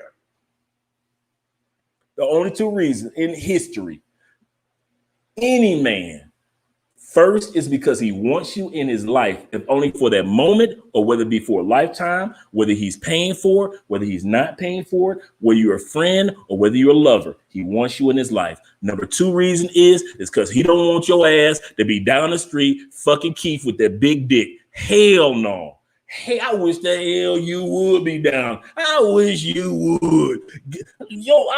What that mouth do? I wish your ass would be down the block getting your freak on with that nigga. Hell no. I'm staying here. And you be telling his ass, you need to go. You need to get out of my house. You need to go. You're making the kids scared. That nigga ain't going nowhere until he's convinced that some dudes got to be convinced that you ain't gonna fuck to get the fuck on. Some dudes got to come to the mindset like, okay, all right, she's not going to be intimate with anyone. Okay, I guess I can pack my bags and leave. Some dudes are like that. Some of you ladies, you got to hide your new boyfriend from your old boyfriend. Stop me when I'm lying. If it ain't you, it's somebody that you know. And that's because the old boyfriend don't want you to be with somebody new. I don't want nobody around my kids. Oh, you don't want to be the father of your kids, but you don't want nobody else around your kids. I don't want to find out you got another nigga around your. I'm going to tell you something, ladies. You ready? I'm going to bust your head. A lot of dudes are right. They don't want just strangers around their kids. I can understand that because you ladies feel that way too. But you ladies and dudes do this. When y'all say, I don't want nobody around my kid, you don't want nobody around that dick. Some of you guys, it ain't the fact that you don't want no ladies around them kids. You don't want no ladies, you don't want no dudes around that pussy. I don't want nobody around no kids. Tell the truth. I don't want nobody around that pussy. That's what it is. You don't want nobody around that pussy. Felicia, stop me when I'm lying, though. I ain't lying. It's some dudes. You know, I used to have a saying. You ready? I'm gonna bust your head. I'm about to give you one of my old sayings.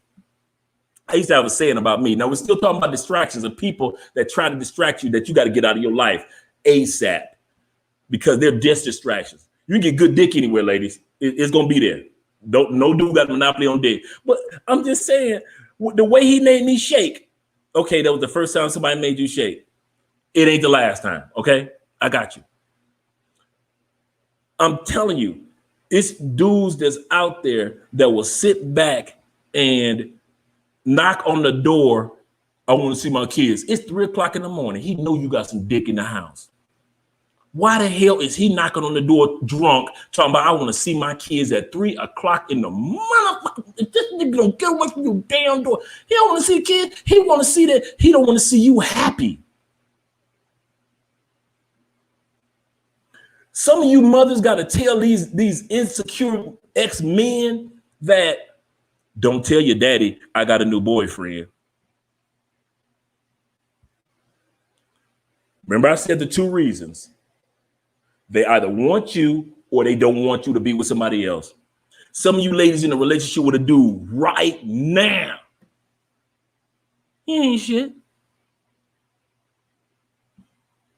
You got makeup in your makeup kit from 1985 that's worth more than that nigga that's laying next to you in your bed.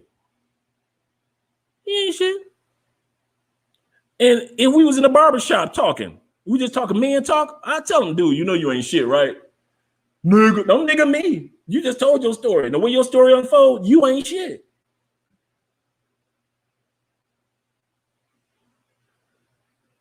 Yeah. It's true. And some of you dudes don't want to admit that, and that's your fuck up. You don't know how to let go in a relationship. Some of us men, we just don't know how to do that. And some ladies, y'all like your clingy asses. My saying that I used to say is this: my dick is good, but it ain't that good.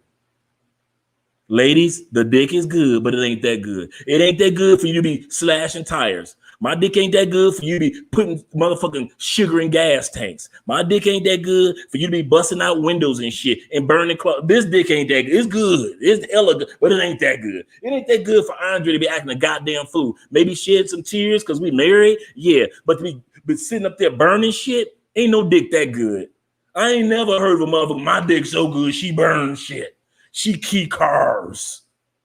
My dick so good that she beat up my last 3 girlfriends. Ain't no dick that good, ladies. Never. In the history of mankind, ain't no dick ever that good. Because it's connected to a regular, everyday dude. No matter how good the dick is, it's connected to a regular, everyday dude. He could be the most interesting man in the world, but he still got some shit that he need to work on. So stop treating us like that. That's probably one of the worst things that I hate about women. If it's over, it's over. Let that shit go. Shed your tears, get your drinks, get your Bible, get some new dick, and move on.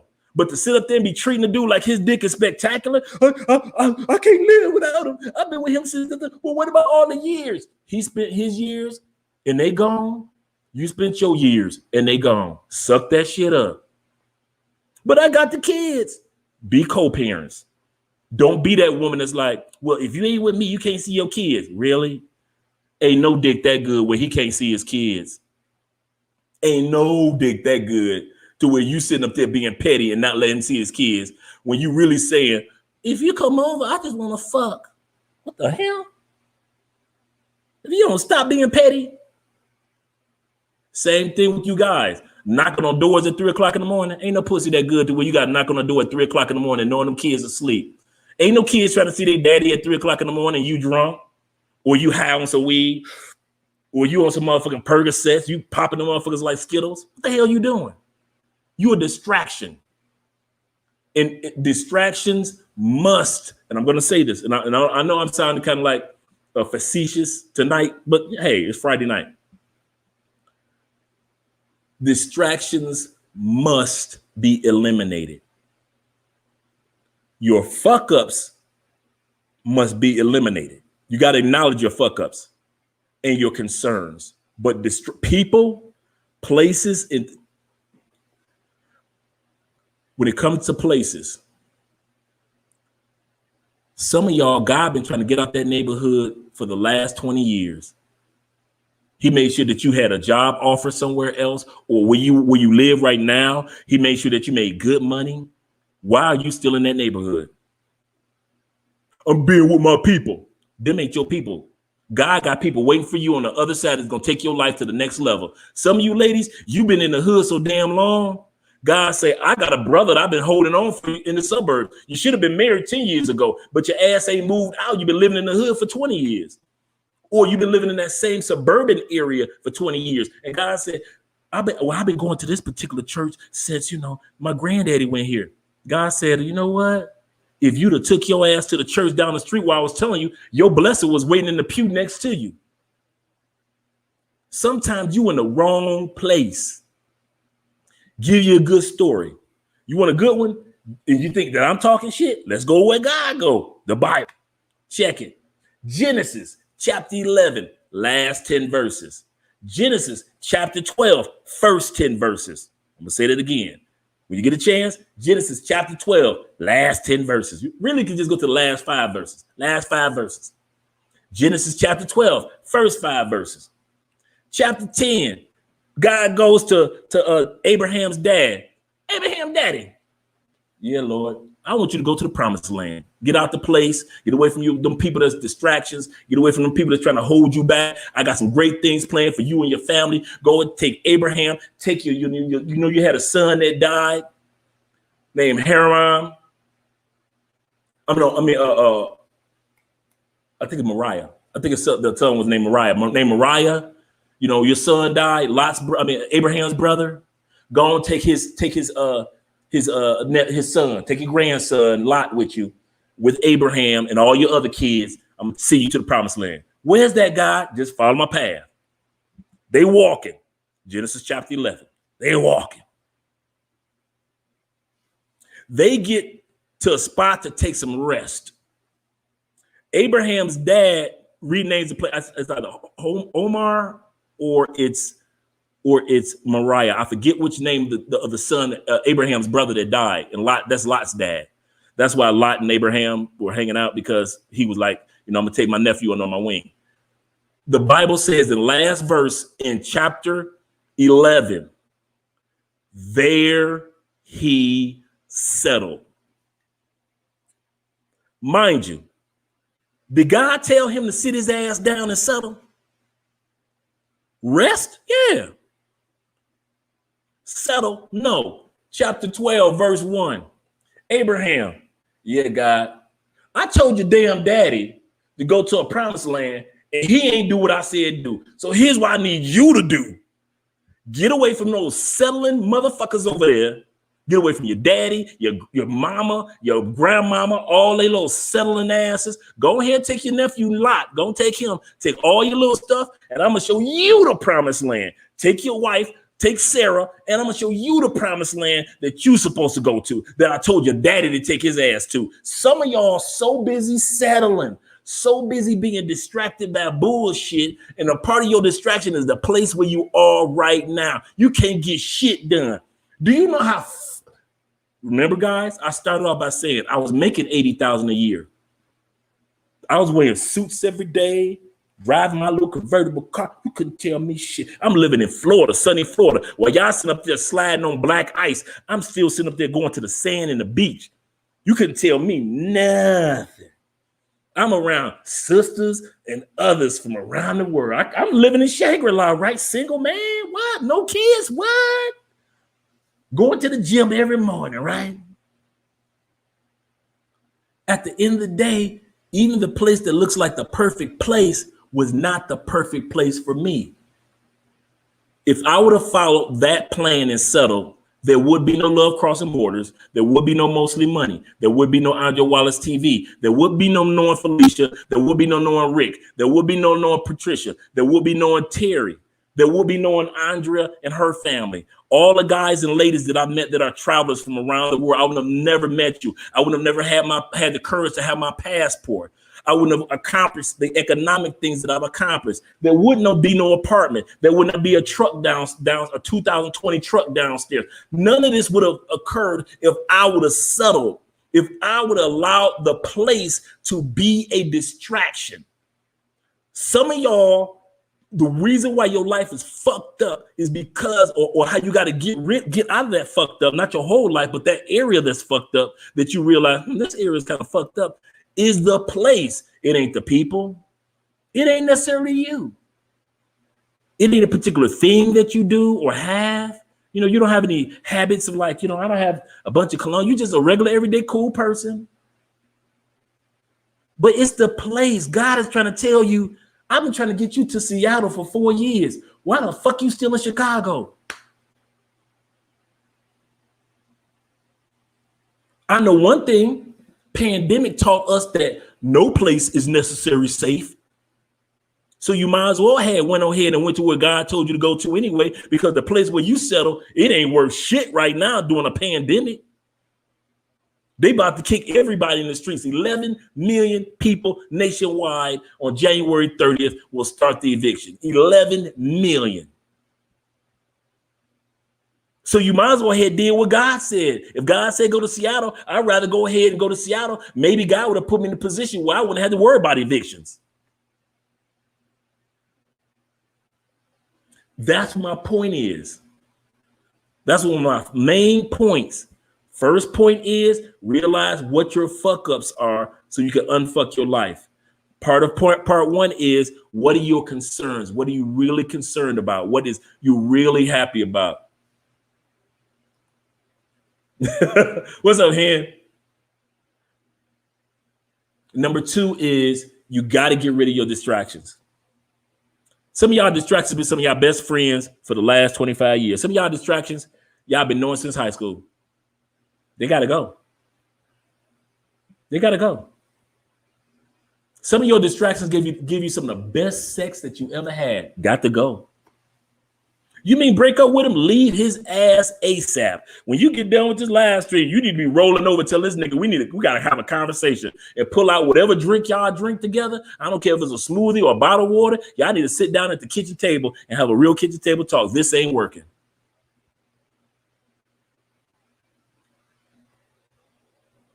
You don't have time like you think you have time. He ain't gonna change. You've been engaged to him for how long?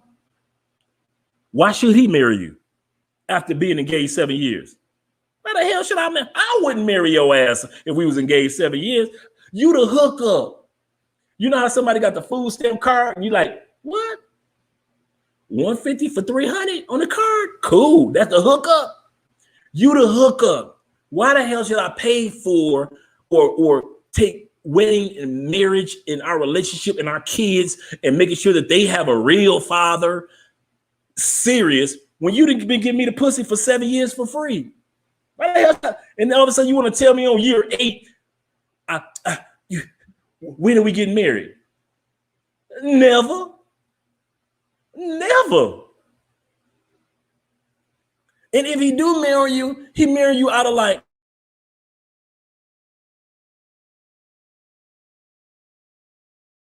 you know, I'm gonna marry a dog, you know, make me into an honest man, you know, I'm gonna do it, dog. They doing it because chronologically y'all been together so long. Kid's 14 years old. Now he want to marry you. Your kid's about to graduate high school and shit, and your man finally want to marry you. I might as well go ahead and do it. You know, I'm tired of fucking these, but I might as well go ahead and I ain't fucking no more bitches on the side. I'm out. Who the hell want to get married as a favor? You got men marrying some of you ladies as a favor. We're about to get married, girl. He finally gonna marry me. Ain't none of us happy. We kind of like happy for you. Like, oh, that's nice. Oh, fine. Oh, your girl's happy to be in a wedding type of shit. But ain't nobody sitting around like it was year 2 and he proposed to you. Everybody looking at y'all like, shit, y'all grown and raising kids. Who the hell, what y'all getting married for? Insurance purposes? He have a heart attack. You can legally go in the hospital to visit. That's the only reason he marrying your ass. Not because you was a good woman and was a good mother and provided and made sure that his old broke ass was something. He's a distraction. You need to get rid of that motherfucker quick. But then I had to take care of the kids by myself. Not the way the system's set up. Shit, you're going to get some child support somehow, some way. Yeah, you're going to get tax credits and everything else. I'm going to scroll back in a second, guys. I need to hear that message. I kid you, and I know I'm kind of like having fun with it. I promise you, this is the first time I've actually sat down and gave all the secrets of how I took my life from being fucked up in certain areas and unfucked up my life. I kid you not. These are my secrets. Nobody can sit back and say, well, Andre, how'd you do it? Well, you need to look at that damn episode of Love Crossing Borders because I told how I did it. Number 1 was I had to acknowledge my fuck ups. And number 2, I had to acknowledge fears or what was my concerns in life because everybody's concerns are different.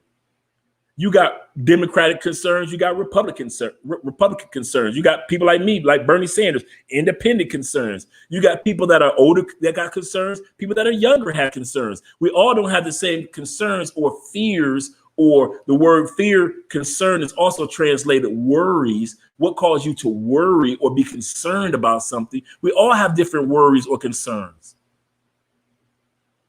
So you have to find out what those are and find out what areas in your life are good, but what areas in your life you've always been a fuck up in that area. You have. Some of you ladies, yeah, I'm gonna tell you. You take your ass to the gym, but you continue to fuck up with your diet. Some of you are good with your diet, but you don't take your ass to exercise. You don't go for a walk for nothing. I ain't exercise. I don't eat no nasty shit. I got good. Look at my body. I'm fine in my. You can't tell. Some of you most attractive women are some fine motherfuckers in a casket. You think fine women don't make it to a casket? You don't think women with big butts and small curves don't get their ass in the casket just like the rest of us? You know, get your ass to that gym and exercise, sleep, and a proper diet. Some of us are just stressed out because we just didn't get any proper sleep for the last month. They say statistically, the older you get, the less sleep you get, up to 50% of the people in the United States. 50% of the people in the United States, the older they get, the less sleep they get. That's one of my battles. That's one of my areas of fuck up. My health has paid I am a healthy brother. For 53, I'm a healthy brother. But I know I could be healthier if I had a good sleeping pattern. My whole life, I've only slept 3-4 times. I mean, since I was a kid, 3-4 hours a day. It's cute when you're a kid. It ain't cute when you're 52, 53. That shit is not cute. I sit my ass up in my brain like, oh, you think I'm bullshitting? All of a sudden I get a stroke. Bam. Now you're going to lay your ass down. You're going to lay your ass down for a couple weeks, huh? So that's one of my areas of fuck up that I'm like, Dre, this is fucked up what you're doing. You got to get your sleeping habits on track, bro. I know you've been like this since you was a kid, Dre, but you got to do something. You got to do something, Dre. You can't sit up there and keep a fucked up sleeping pattern and think that you can do that into your 80s. Yeah, you're going to be really sleeping in. I'm jealous. I kid you not. I wish that I had a good. That is one of my areas that I really wish that I could get from being fucked up. My sleeping, my sleeping is horrible. That's why I can get so much work done. That's why dudes can call me any time of the night. Taylor Made Dreams called me one time at 4:00 in the morning. He was at the airport. He said, I knew everybody was asleep. You know how Taylor Made talk. I know everybody was asleep, but I knew that you was awake. I was like, yes. That's my Russ Taylor Made imitation. Andre, what you doing? Exercise, sleep, and get off the whip, please, guys. I understand you do your recreational, but some of y'all ain't recreational. Some of y'all come from families like I come from. My family is a family of entrepreneurs, which was great, but my family are also a family of people that have addictive behavior patterns. Whether it be drugs, whether it be alcohol, whether it be domestic violence, the males, they ain't gonna just whoop your ass one time. They just gonna be whooping your ass until they get tired of it. They don't care about going to jail, none of that stuff. These dudes got habits. They whooping the ass out of habit. So since I know that in my family there are addictive behavior patterns, there's certain things I stay away from. So I know that. And I control. That's why if you guys really want to know, the only time I drink is when I'm with you guys. Unless me and Andre like on vacation and stuff like that. But for the most part, if you guys come to town, I'm drinking with you guys. But if you're not coming to town, I'm not hanging out with you guys, or if I'm not doing the drinking hand on Friday, I don't touch that liquor. Because I know what type of family I come from. Not because I'm scared or anything, but because I'm like, okay, since I know this, let me not play with this. My addictive behavior were women. Oh, your boy was bad. Ooh, your boy was bad. Dre the Ripper. Ooh, I was bad. I was not. Oh, yeah, I thought I was just talking when I was saying her, and your cousin and your grandmama. You don't leave my grandmama out of this. Bring your ass, grandma. Bring your ass, girl. And so that's why I said if I were to cheat, it would tap into the family curse of habit. So I use that habit that my family has in a positive way. I know that it's there in my genes. So let me use it in a good way instead of using it in a negative way.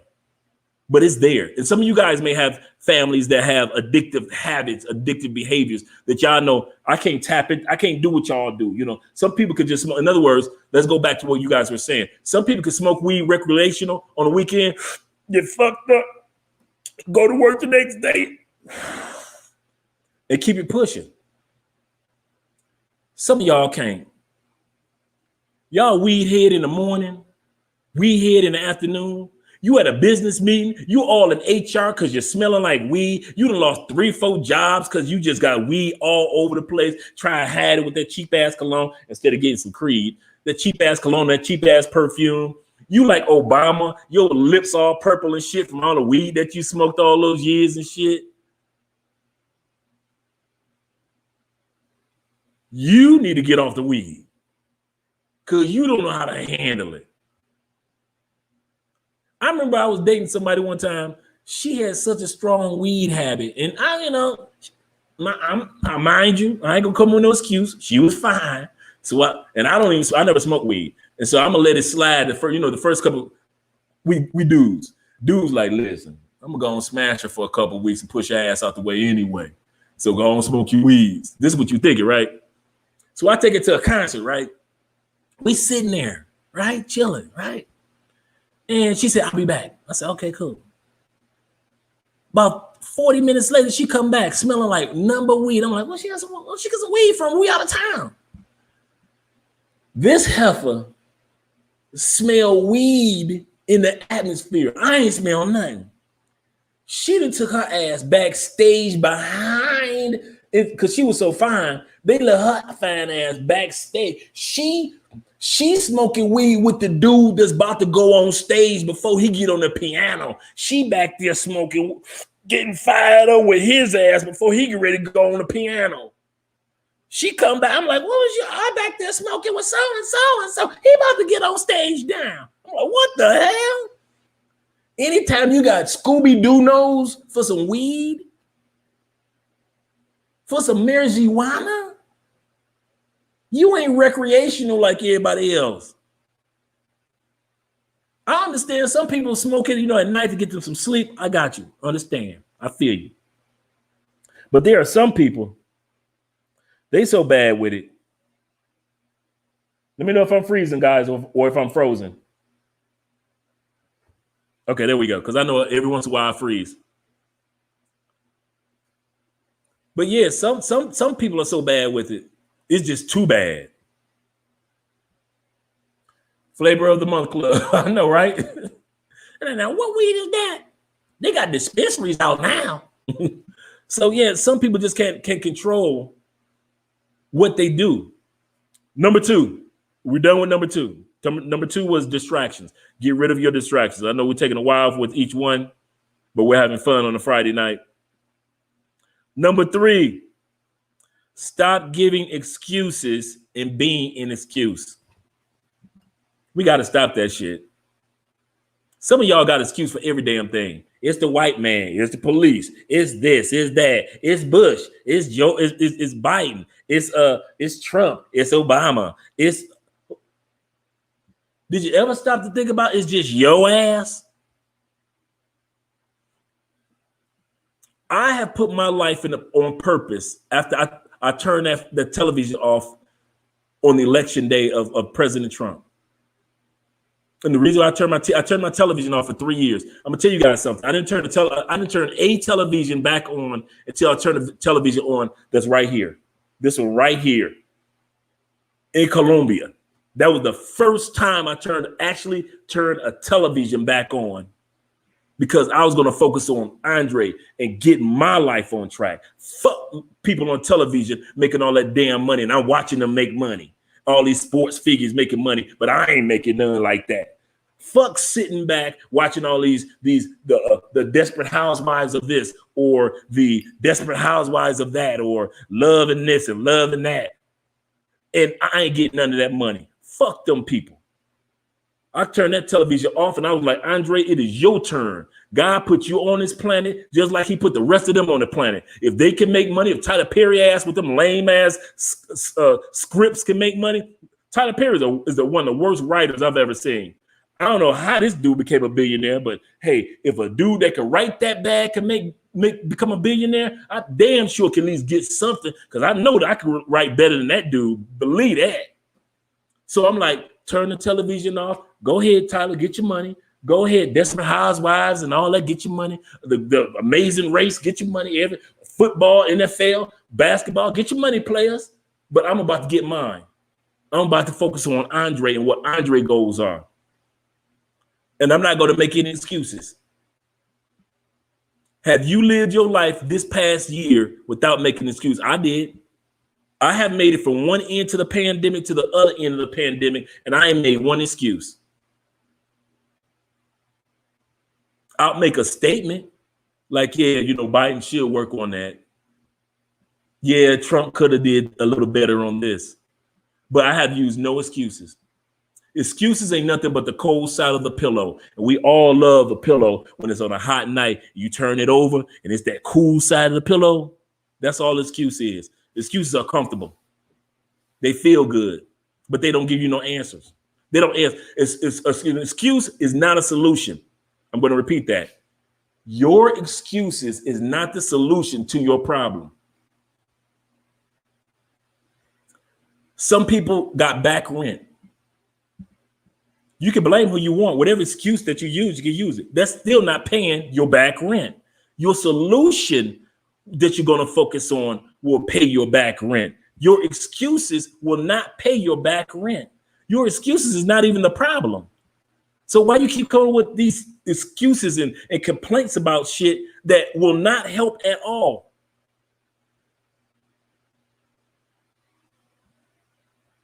The reason he ain't being no daddy is because that's an excuse. They ain't got shit to do with you putting the kids in Boys and Girls Club. They ain't got a damn thing for you putting them around the positive men in Boys and Girls Club, or putting them kids in the junior church or in the imams. I mean, in the mosque. Ain't got nothing to do with that. Well, their daddy ain't around, so his daddy ain't around. So what we gonna do? We gotta put that boy around some males. So what we gonna do? You better sign his ass up for football or something. You better sign a little boy up for basketball, put him around some positive males and some other males. You ain't got no excuses. Don't tell me about the daddy when you can sit up there and put that boy around some other. Do you know that the reason why I wear suits, my father died at one. The reason why I wear suits is because my best friend Ramel, his uncles who he lived with, was the first time I saw two black men that went to work in suits. One was an architect and one worked in finance. And I saw two black men get up in the hood, get up in the. The funny part was they were in the hood. They were the only ones that had the nice house, right? And see two black men, clean haircuts, and the women that when every once in a while when they would bring their girlfriends, some of the most beautiful black women I ever saw. And it wasn't like, oh my God, I would want her. It was I was gleaming from these black men in suits that didn't live life with excuses. They lived in the hood with the rest of us, but they weren't hood. And I never forgot that. And I said, that's who I want to be like. I didn't know what job. I didn't know the details of, because we were young. I didn't know the details of being an architect. I didn't know what it was like to be in finance. But I knew one thing, that these men walk with an air of confidence. And it wasn't because of the suits. The suits was a result of the confidence that these men had, because they didn't walk in excuses. They were living in the same neighborhood. How the hell you got two men living in the same busted ass neighborhood that we were living in Detroit, and they have their only house that looked like it was a suburban house? Because they didn't allow excuses to hold them back. And I never forgot that. And I never forget that. And Andre will tell you, whenever we have a problem, I tell Andre this: the brain is only programmed to focus on one thing at a time. in this instance. The brain is focused on either the problem or the solution, but your brain, it cannot program itself to focus on both. Either you will focus on your problems or you will focus on your solutions, but the brain does not focus on both. So whenever we have an issue, I focus on the solution. Let these cameras go out right now. Boom. I bet you Andre come up with a solution in about 5 minutes. All of a sudden, y'all see me come back on. I don't focus on problems because problems allow you to focus on excuses, and excuses are so fucking comfortable. Oh, they feel so good. Oh, I love a good excuse. Now, explanations is not excuses.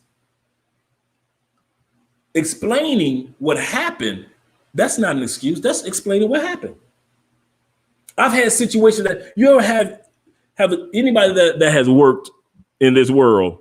You've had days where you were like the best employee of all time in the history of the kudos to you, pat on your back, promotions. But you had days where you walked in the office and you didn't realize that you was gonna make a mistake that day.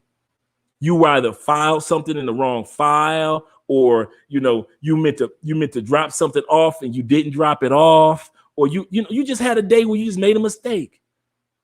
We're human. They hire humans.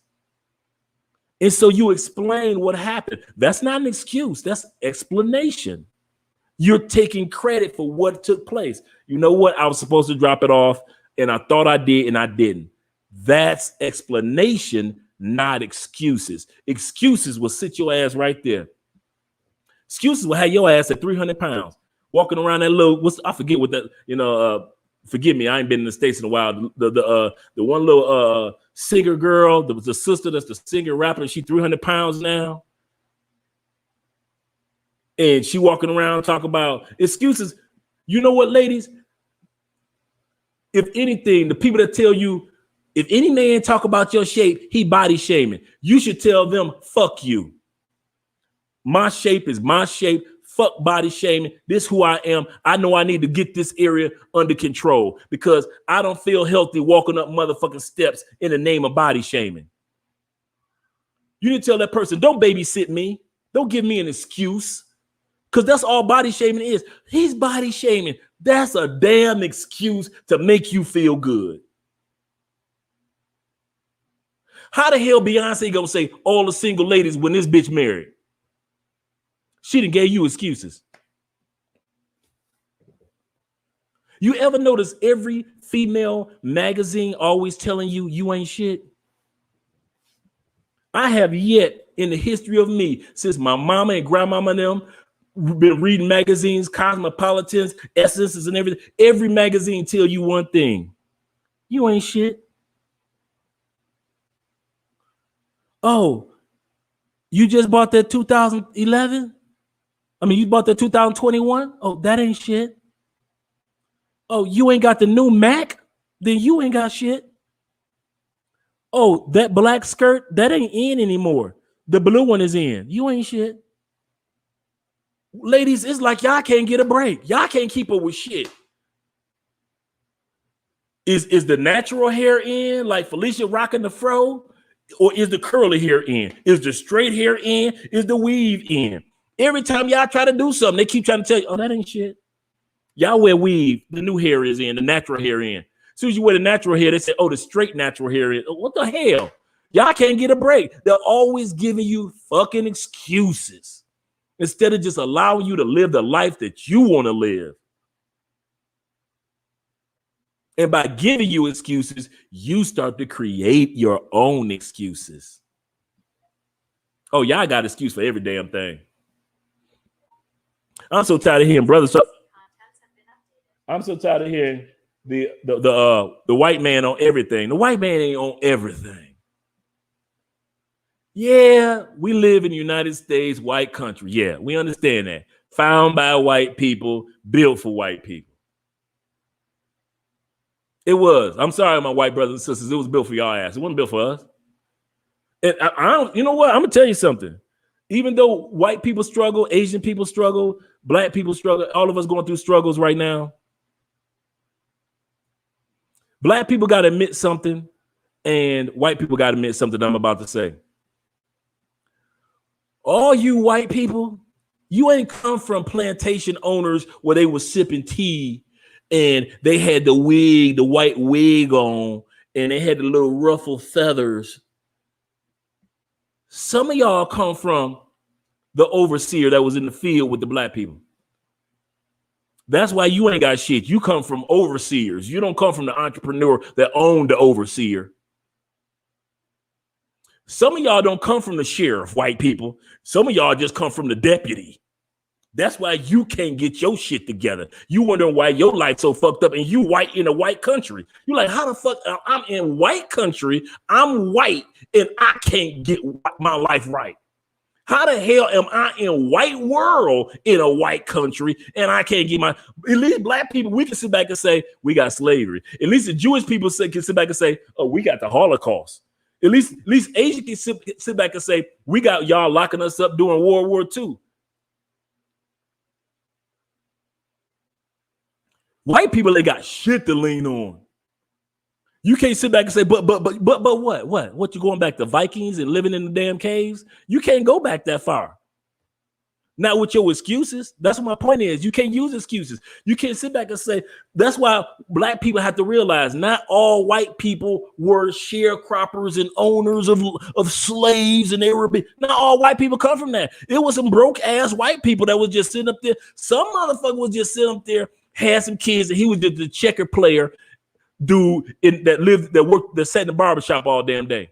He was just an old white dude that sat in the barbershop all day. He ain't do shit with his life. He just played checkers all damn day, talk shit, and he just so happened to get some pussy a couple times and have some babies. And then down the line, here your white ass come as well. You come from a line of checker player motherfuckers. Yo, I'm gonna say it like this. The reason why you can't make it in white world, some of you white people, granddaddy wasn't shit, grandmama wasn't shit, great granddaddy wasn't shit, great granddaddy wasn't shit. You had 500 years in this motherfucking country to get it right. And if you still fucked up after 500 years, then you should be the first one to say there's some fuck ups in my family that gotta end with me. I'm gonna end this shit. I bet you it ain't gonna be 600 years of fucked up people in my family. I bet you do not let, let's put it like this. Do you think that Jeff Bezos, white ass, his name, that he come from a line of just the great Bezos? No. Remember, this was a dude that started Amazon selling books in his garage during a time period when people barely knew what the fucking internet was. He decided, no matter what color I am, being another generation of broke ass white people, it's got to end here. Some of you white people got to sit back and tell yourself it's got to end here. You got to sit back and start walking around like, I got white privilege. It's privilege. If it's on my, y'all the worst examples of motherfucking white privilege. I wouldn't want to be white if it was a privilege as broke as y'all asses are.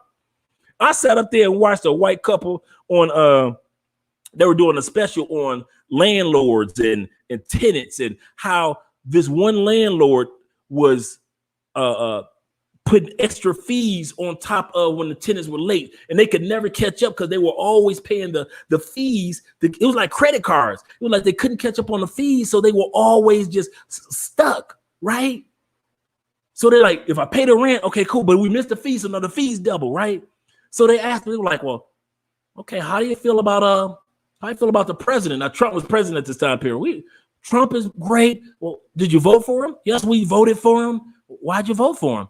Because he's a great businessman and he'll do some great things for the country. And we believe that Trump is going to make some changes. Dude, bust their head wide open. You know who your landlord is? That's putting them fees on your ass, that you and your wife can't eat food and feed your kids, and you can't keep up on your rent. You know who your landlord is? Who is it? Trump.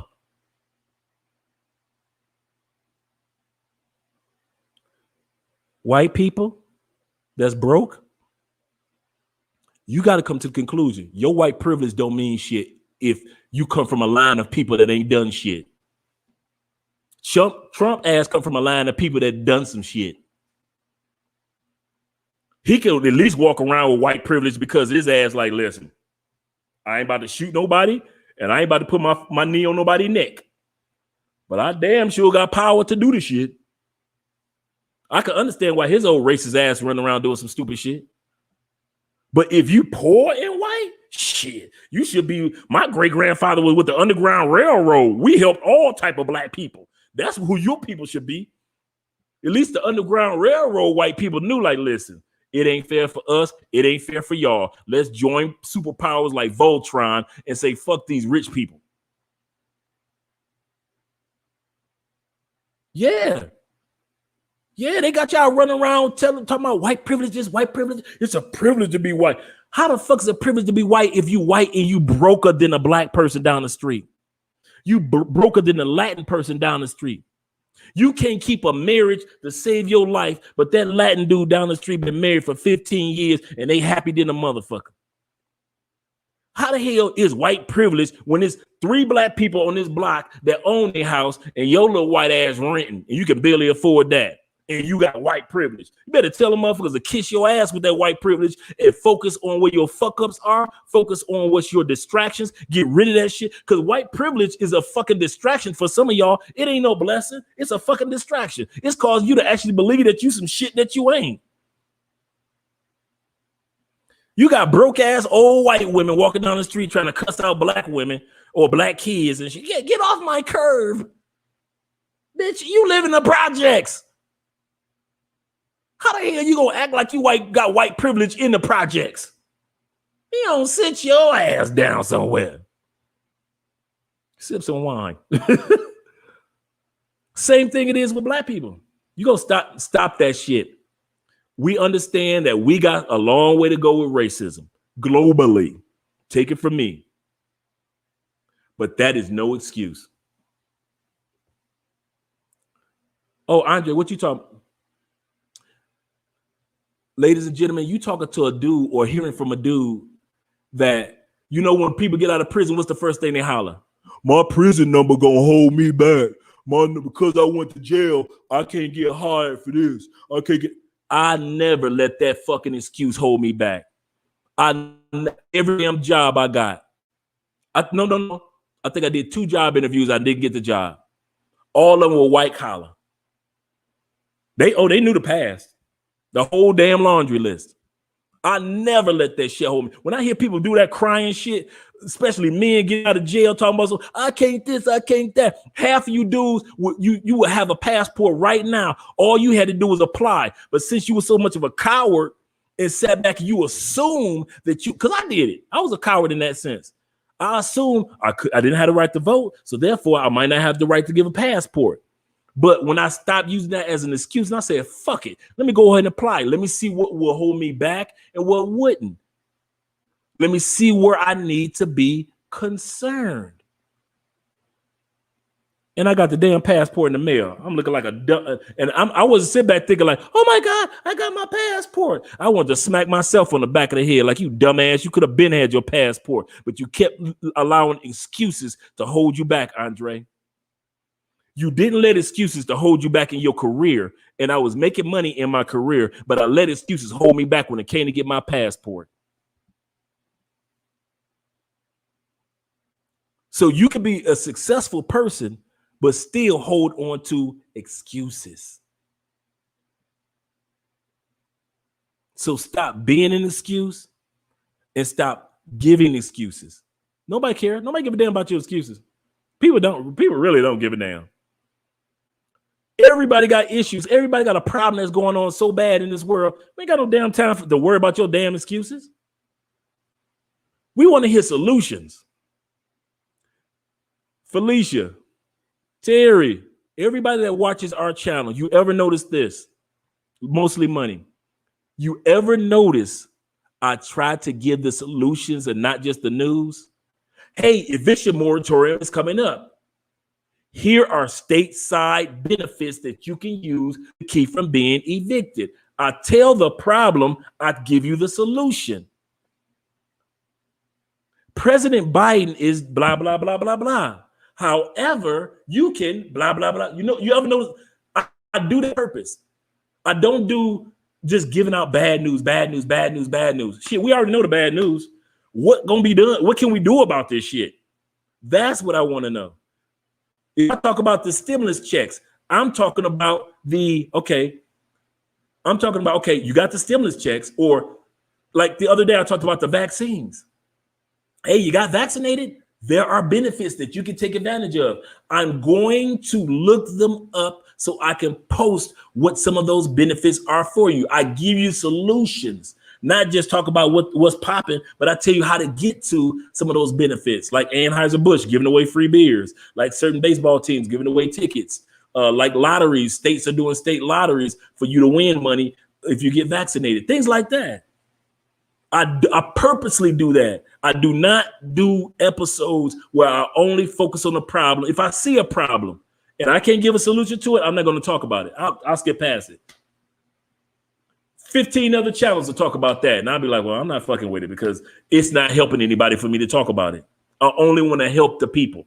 I don't give a fuck about the excuses or about the problem. Yeah, I never do that. I always try to give the people the solution. I tell them, email me. I got the solution. You need an online job? I got the solution. You need help filing something? I got the solution. Where's my stimulus check, Andre? Well, let me look up and find out where you can call to get some information on your stimulus check. I got a solution. When you start unfucking your life, one of the things you're going to know is you're gonna stop focusing on complaints and excuses, and you're going to start focusing on solutions, because problems happen to all of us. The sun rises and falls on us all, and so does rain. Rain falls on us all, the rich and the poor, the good and the bad, doesn't matter. It falls on situations, happen to all of our lives. So for us to pretend like we're the only one going through this, we aren't. And so, but the difference is who's focusing on solutions and who's focusing on the problem. And 99% of the time, more people are focusing on the problem and not taking the time. They put it like this. They put it like this. I'm gonna bust your head. I bet you if my ass was in the States, I wouldn't be getting evicted. Bet that. I bet you I'd have got that 12 months to 15 months in the state of Florida. Bet that. I bet you when Florida was giving out stimulus checks these last two times, on the first time after the checks were gone, Florida gave out stimulus checks in the state of Florida. I bet you I'd have got that. Bet that. I bet you my solution focused ass would have got that. I wish the fuck I would have gotten evicted. I bet you that wouldn't happen to me. Bet that. I'd have focused on so many solutions. I know my problem. I got till January 30th. That's my problem. Got it. It ain't going nowhere. The date is set. Guess what? 3 months ago, I'd have had that money. That 12 months that they're giving away in Florida, that 12 to 15 months, utility paid, SNAP benefits, all that. Yeah, I'd have had that. All that. Mortgage, you own a house. If I'd have owned a house in the state of Florida, you better believe I'd have had that mortgage paid. It wouldn't have been a question. Andre that don't focus on excuses, and doesn't focus on complaining, it doesn't focus on the problem, but I focus only on the solution, because that's how you unfuck your life, focusing on the solution. When the last time you saw somebody unfuck their life by focusing on a problem, by complaining about it or giving excuses? When the last time you saw somebody's life get on track because they excused it or complained or they focused on the problem? Ever. In any area of life. I'll wait. None of us. None of us. We can't do that. We have to say from now on, when a problem occurs, fuck excuses, fuck complaining about it, and fuck sitting back and worrying about it. The problem is there. So what's the solution? For some of y'all in a relationship, your solution is leave that nigga. Leave his ass, leave him, boo. You got to go. You some of y'all ladies, y'all need to start plotting and planning today. I ain't got the money right now, but I'm gonna start looking at apartments. Let me go ahead and some of you men, be a fucking man. Some of y'all, I've got exes that I'm cool with. You know why? Because we exes. We weren't shit as a couple. The minute we decided to become exes, road dogs. They can get anything. I can get anything. I can talk to them about anything. They can talk to me about anything. Some of y'all sticking to people that's supposed to be your road dog, ain't supposed to be your man, ain't supposed to be your woman no more. 2 shots in. All right, let me pour some more wine in this glass. Seriously. Some of y'all should have been into that shit. I'm here for the kids. What? If y'all gonna be there for the kids, y'all need to work it out. If y'all decide to be there in a sense of, and I'm not talking about love. Notice I ain't say shit about love. You ain't got to love his ass. But if y'all gonna work it out, work it out. But that's sitting up there being arch enemies in the house and the kids watching y'all being arch enemies, that shit ain't cute. That ain't cute no more. It was cute when you was 22 tussling with a motherfucker. You 43. How the hell you going through domestic violence at 43? Hell no. When you hit 30, ain't no way in the hell you supposed to be taking ass whoopings from a man. When you hit 30, ain't no way in hell you supposed to have a chick that can key up your car. Burn your shit. What type of females you dealing with at the age of 30 years old that can still key up cars? What that's saying about your old ignorant ass? You still with key car chicks? Them the chicks you kicked with at 25. If you over 30 and you still got a chick that's bringing her girls over to your front porch talking about something, I'm going to beat your new woman ass at 30 and you 35, what type of chicks you dealing with at 35 years old that still talk about beating bitches' asses because your dick was so good? And you 30. You need your ass whooped. Get him, Jesus. Some stuff is time to let go the older we get.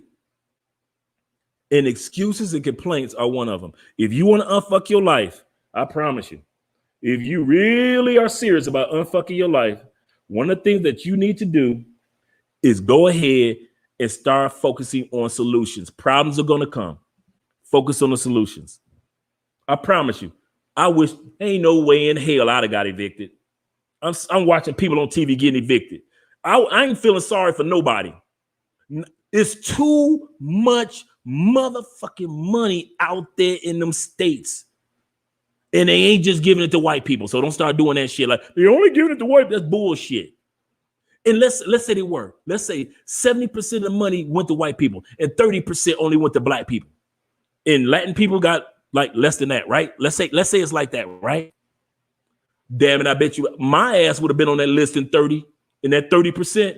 And a part of the 30% was Andre Spence. You damn right. Even if it was 30% of the black people in the state of Florida got some of the money that would pay for rent, my black ass would have been in that 30%.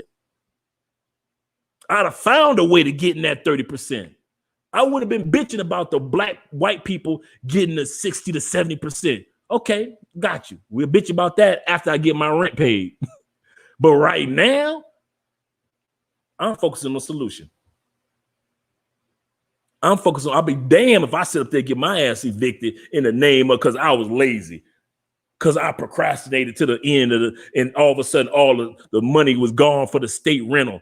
Because my ass waited till the last day, or the money wasn't gone, but the list was so damn long that I'm number 1,382 in my city when I knew about it, and I could have been number 12 on the list, but I procrastinated. How many of y'all remember in October, I sat down and did several live streams on how that, hey, this is how you fill out the eviction moratorium form. This is how you apply for stimulus monies that are going to the states to help you pay for rent. I've been talking about this shit to help you pay for rent for the longest, but you've been so busy focusing on the problem of people get ready to get kicked out that you didn't focus on the solutions. And now everybody's running around like a chicken with their head cut off, trying to keep them getting their ass kicked out their crib. I got you. I understand. I appreciate you guys that have hung around in the live stream. I appreciate it. I know a few other people. I know people that come and go. Yeah, seriously. Let's go through the next. So we're already going through 3. We're only going to go through 5. I'm going to give you the whole list though. First of all, face your fuck ups and your concerns or fears. Number 2 is eliminate distractions. Number 3 is stop giving excuses and being an excuse. Some of y'all somebody else's excuse. My job was a college recruiter. I can't tell you how many women that wanted to go to college had to drop out simply because their boyfriend or their husband wouldn't allow them to go to school. You selfish motherfuckers. Y'all selfish. Y'all some selfish asses. Not in the sense, you know what the number one excuses were? Because you're going to get your education, then you're going to leave me because you're going to be smart and make more money and you're going to leave me. Or number 2, you're going to go to that college or that school and you're going to meet one of those smart guys and one of those dudes that have an education like you do, and you're going to leave me for one of those dudes with an education. So hell no, you can't go to school. You a grown ass woman. The only thing that's keeping you with him is because you got kids with him. I've seen so many women have to drop out of school. So many women that were so happy when they enrolled in nursing school, you know, because nursing school ain't easy. You got to pass the exam and you finally pass it. Some women have to take that exam and men have to take that exam 2-3 times to pass it and finally pass that exam. And your boyfriend or your husband tell you your ass can't go to college. Some of you dudes, y'all fucking distractions. I swear, y'all distractions. And at the same time, y'all just hold the people back. You an excuse. You're the excuse why that person didn't even graduate college. You're the excuse why some female right now doesn't even own her own piece of property. You're the excuse. Some of you ladies, he need to go to work tomorrow morning or he need to go to work. But no, you want to fuck that day. So he sat back and he stayed because he liked pussy and he stayed messing with your ass. And it was his first day of skipping work. He ain't never skipped work before. All of a sudden, next thing you know, he skipped work again or skip work again. And now HR calling him downstairs and saying, listen, you miss one more day. That's your ass. Or he ain't close with his family like he used to be. He used to be close to his daughter and his son. Ooh, he used to be close to his daughter and his son. He was a great dad. Got with your old selfish ass and your kids. And you had the audacity to tell that man, don't bring your kids over here. Wait a minute. Y'all living together as a family unit with your kids, but he can't bring his kids over. You somebody excuses. And you wonder why he cheating on your ass. The hell out of here. Don't be acting all brand new like you ain't know why he cheating on you. You ain't the blessing that you're supposed to be. You an excuse. Some of us are somebody's excuse. We fucking up somebody's life. One of the ways you stop fucking up your life is stop being an excuse for the fuck up that's going on in somebody else's life. You can still be with that person. Just turn yourself around and let that man bring his kids over to the house to be around your kids and be a family unit together. I don't care about how you feel about the baby mama. We ain't got shit to do with that. But at least let that man be a father. We all heard this story a million times. The dude meet his female. He wants to be a father to his kids from his last relationship, and y'all act a damn fool. Stop me when I'm lying. Say, Andre, you lying now. You lying on the ladies now, Andre. You lying. No, I ain't. Y'all do that shit all the time. Y'all need to stop that shit. Stop being somebody's excuse for not being able to be a blessing in their kid's life.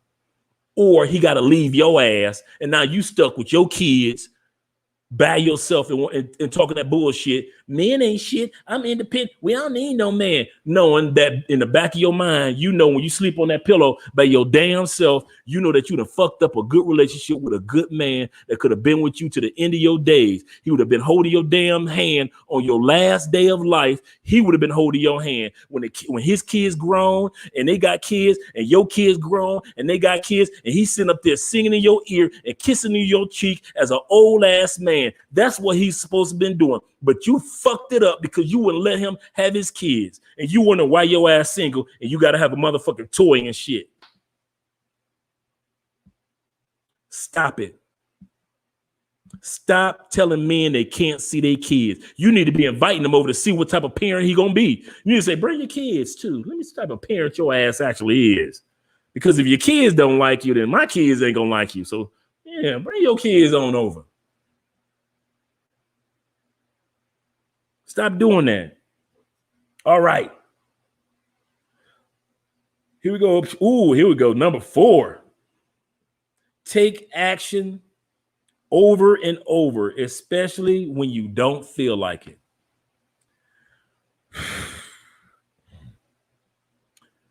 The problem with a lot of people is you only move when you feel like doing it. You know, when I feel like it, when it's on my heart to do it, I'm going to do it. You can't convince me, Andre. I'm going to do it. All right. 4 years later, thought you said you're going to start smoking cigarettes. I got a family member. I was on her ass since we were kids. You need to, really don't smoke because they started when we were young. You not smoke cigarettes. It'll catch up with you. What happened? Her motherfucking body started shutting the fuck down. It was like, and the number one cause of it was the cigarettes. But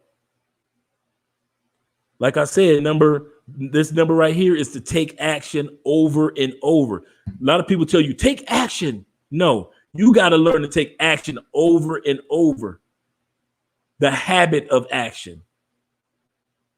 When I go to the gym, I don't go to the gym in the first few months. I don't go to the gym for the results. I don't go to the gym because I want my abs like that. I want my arms like I want. Not in the first month, nigga. Please, your first month is just getting in the habit of over and over, getting your ass up in the morning or going in the afternoon, taking your ass to the gym. When I first started getting healthy, it's not in the beginning. I sit back and push the cookies away. I got to get in the habit of pushing them damn cookies away.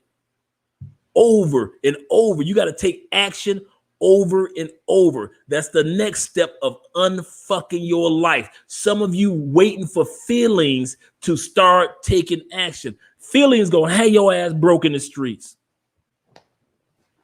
Oh, you don't feel like being broke in the streets? Then you need to stop focusing on allowing your feelings to dictate when, how you're going to accomplish a goal that God has put on your heart to do. You got to unfuck your life. We don't have time to waste. I'm going to bust your head. Ready? Next time you drive past a graveyard, just imagine the percentage of people that died with a fucked up life. Not died in a fucked up way, like in a hail of bullets, or they got stabbed, or they jumped off a building because of suicide, or no, not the way that they died. The way that they lived. You know how many fucked up lives are in the graveyard right now? Do you want to be another one of them? Oh no, let's be real. At the end of your days, whenever God calls you home to glory, at the end of your life, do you want to be known as, yeah, that's Aunt so-and-so. You know she was a fuck up in life. No, she was a good fuck up. Do you want to be known in your family as the fuck up? Do you want people to go through the photo albums like, that's Uncle Keith, he owned a barber shop, and that's Aunt Teresa, she owned a beauty shop down the street. That kid's still running that beauty shop. That's the Smith family. That's your cousin and them, and they own 3 restaurants. Some good boys. And that's your Aunt Teresa. She was a fuck up. Do you want to die the fuck up of the family? Then you need, at this point in life, no matter how old we are, I'm 53. I started the process of unfucking my life at about 47, 48. So I wasn't a young chicken when I decided to unfuck my life. So unfucking your life is ageless. You can stop unfucking your life at 12. So yeah, it's time for us to say, you know what? Enough is enough. Enough with this shit. I ain't got enough time on this planet. And some of you that's over 40, stop acting like you got a bunch of time on this planet when you don't. Your time, when we hit 40, you pass the halfway mark. Don't get fooled into that. When I turn 50, it's you. I'm past. No, you're 40. Statistically 40. Maybe like 45, 43. I'll give you 45. That's still to 90. Some of y'all done fucked up for 40. How many more years do you need to fuck up? No. How many more years? You done had enough comfortably fucked up years. How many more do you need to fuck up? To where you say, you know what? I've had my share of fucking up. Let me go ahead and get my life on track now. How many more years do you need? I learned I didn't need it. The reason why I turned the television off, I realized I didn't need any more years of fucking up my life. I didn't need any more years. I had enough in storage. I had enough stories to tell. I had enough incidents, situations of fucking up that I didn't have to create more fucked up moments. I've had enough moments of cheating, disappointing people that I didn't have to disappoint this woman here or cheat on this woman here to know what it's like to cheat or disappoint somebody. How many more years? Let's be for real. We older. How many more years do you need to fuck up to where you start to what you gonna sit back and say? Okay, I'm 60 now, boy. I had 60 years of fucking up. I got about a good 15 to 20 more years to live. Now you're going to be good for 15, 20 years? When you could have just got your life on track at 45, 53, 32, 33, 27, 28. You could have sat back and said, I'm about to, you know what? Andre ass crazy, but what he said makes sense. If that dude from Detroit can unfuck his life, I can unfuck my life.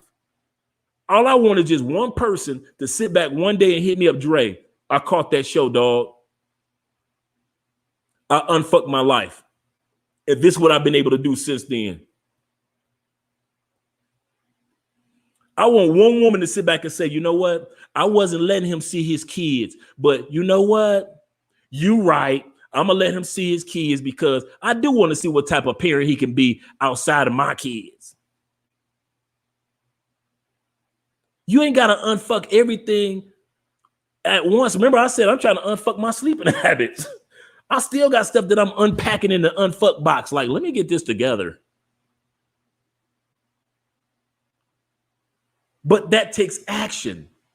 Remember, I said what the next one is? Action over and over again. When people say take action, that's bullshit. No, take action over and over and over again, especially when you feel like you don't. Do you think I feel like taking my ass to the gym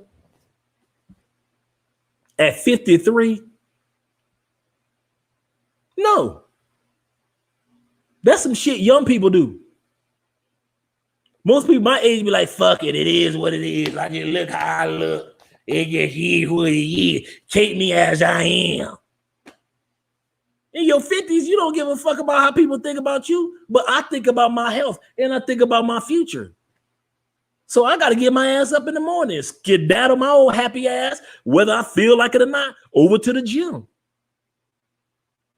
Do y'all, we got 3 YouTube channels. Do y'all think most of them are daily? Do you think I feel like every day doing a YouTube video and edit and do the audio and put in the commercials and do all this stuff that goes on behind the scenes, read the algorithm, come up with the topics, do all the homework for each state, all 50 states, all the time?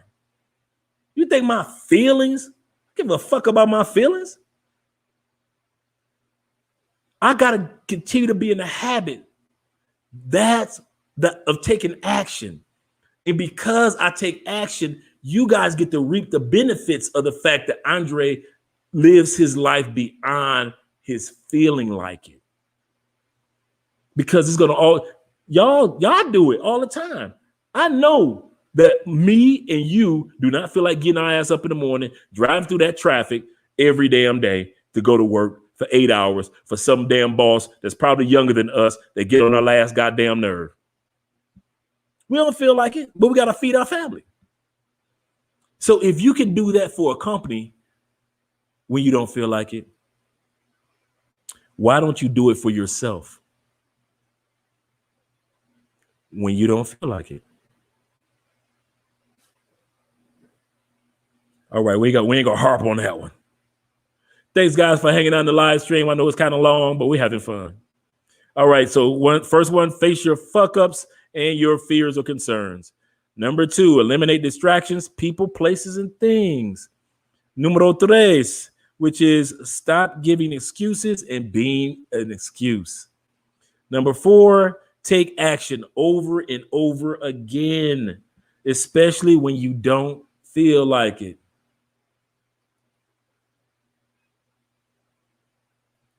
Especially when you don't feel like it. It's true, brother. It's true. Idle warrior in the building. What's up?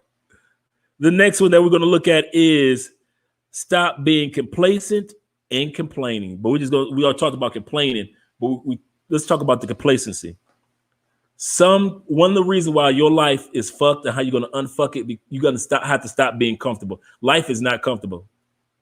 You know how much of a risk it took for me to move to another country? I don't know anybody here. At that time period, I didn't know Andre. I was just traveling, passport in hand, traveling my ass off, going to decide on, is it going to be Panama, Mexico, Cuba, Costa Rica, Brazil, UK. I'm just traveling my ass off. While everybody back home was criticizing me, talk about me, I was crazy.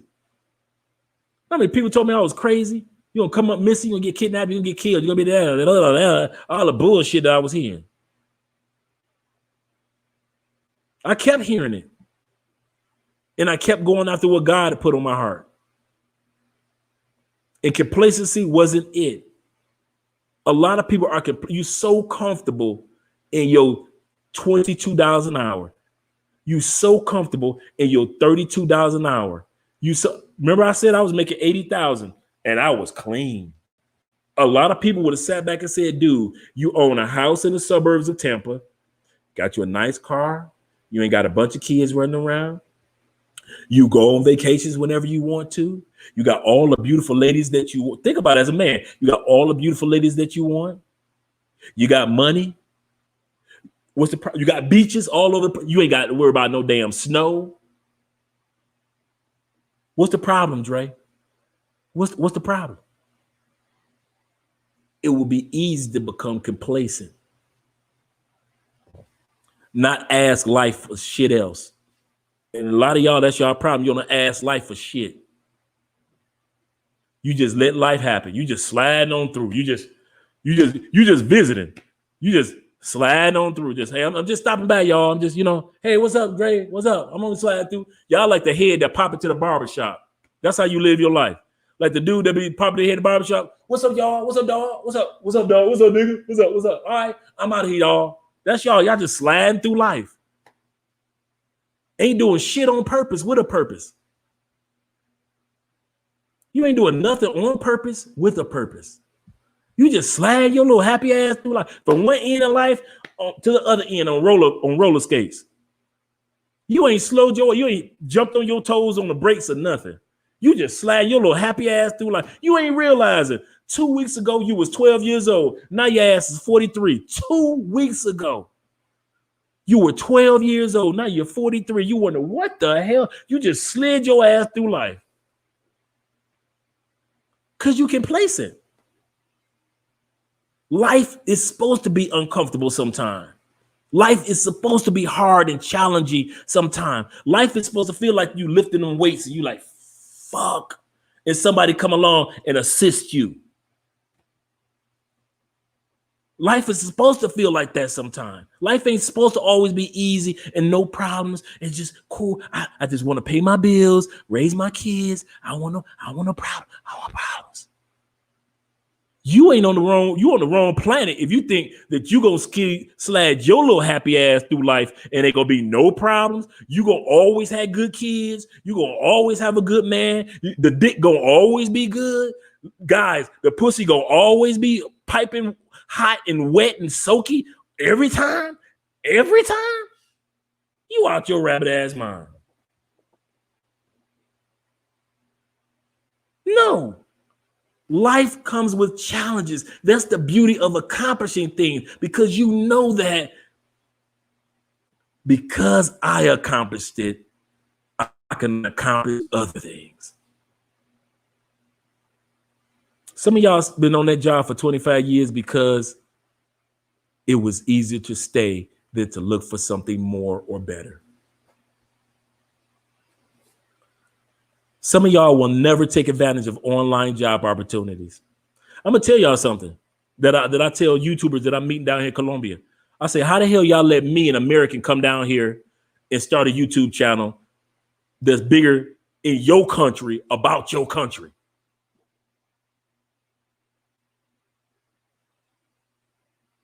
Ain't no way in hell it's supposed to be dudes in Dominican Republic or other islands that have YouTube channels that are bigger than people that have been living in the island their whole life, generation after generation.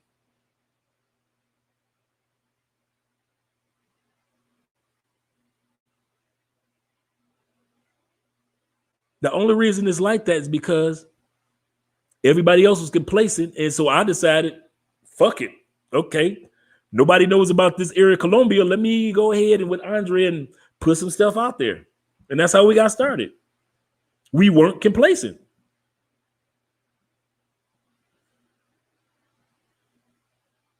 I'm going to die in the middle of doing something. He almost finished that book, the third one.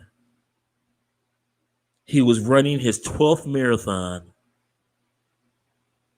He was helping his second orphanage. My ass gonna die in the middle doing some new shit. Some of y'all gonna die, and it's gonna be the same old shit that you've been doing. The day that you die is gonna be the day that you was in the middle of doing the same shit that you normally do. For the last 15, 20, ain't nothing. You know, I'm sitting up there, I was having a drink with my boys. He was over here, and I was right there, and that nigga killed over and died. And I'm like, nigga, what's wrong with you? He died. Doing the same shit he had been doing with you for 15, 20 years. Ain't done nothing new. Nothing new. Ain't flew a kite, chopped down a tree, pick a cherry, nothing. Ain't done nothing new in life. So complacent. I'm gonna tell y'all a story. Let me take a sip because I like this. This is probably one of my favorite little fable type stories.